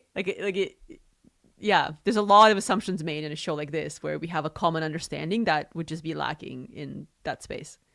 I can't wait to hear what Payne thinks about our LinkedIn journey. This was definitely on his roadmap for, we got like 7 things we're supposed to do before the end of the year. And we're going to scrap them all and go straight to going live on LinkedIn tomorrow. I kid. But we have kept Outer once again longer than planned. Really appreciate all your time this morning, as well as all of our guests. Enjoyed the conversation. Look for a poll here later today on crypto predictions for 2026. We'll at least fly over that tomorrow. Go mint that badge if you haven't done so. op.xyz/claim. The code is CWC Holiday. We're going to have at least 2 giveaways on that tomorrow. Don't mint it or collect the badge just for the giveaway, but we would like to reward some of our regulars here. And if you don't win it, may I suggest a BZ Claw pool if you're looking for to play your luck with the RNG gods on New Year's Eve.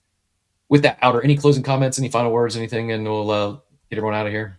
No, Happy New Year to everyone. I guess it's more tomorrow, but yeah, thanks for having me. I'm looking forward to coming back next week, whether it's LinkedIn or here or all of the things. Here for it. This is great. Awesome.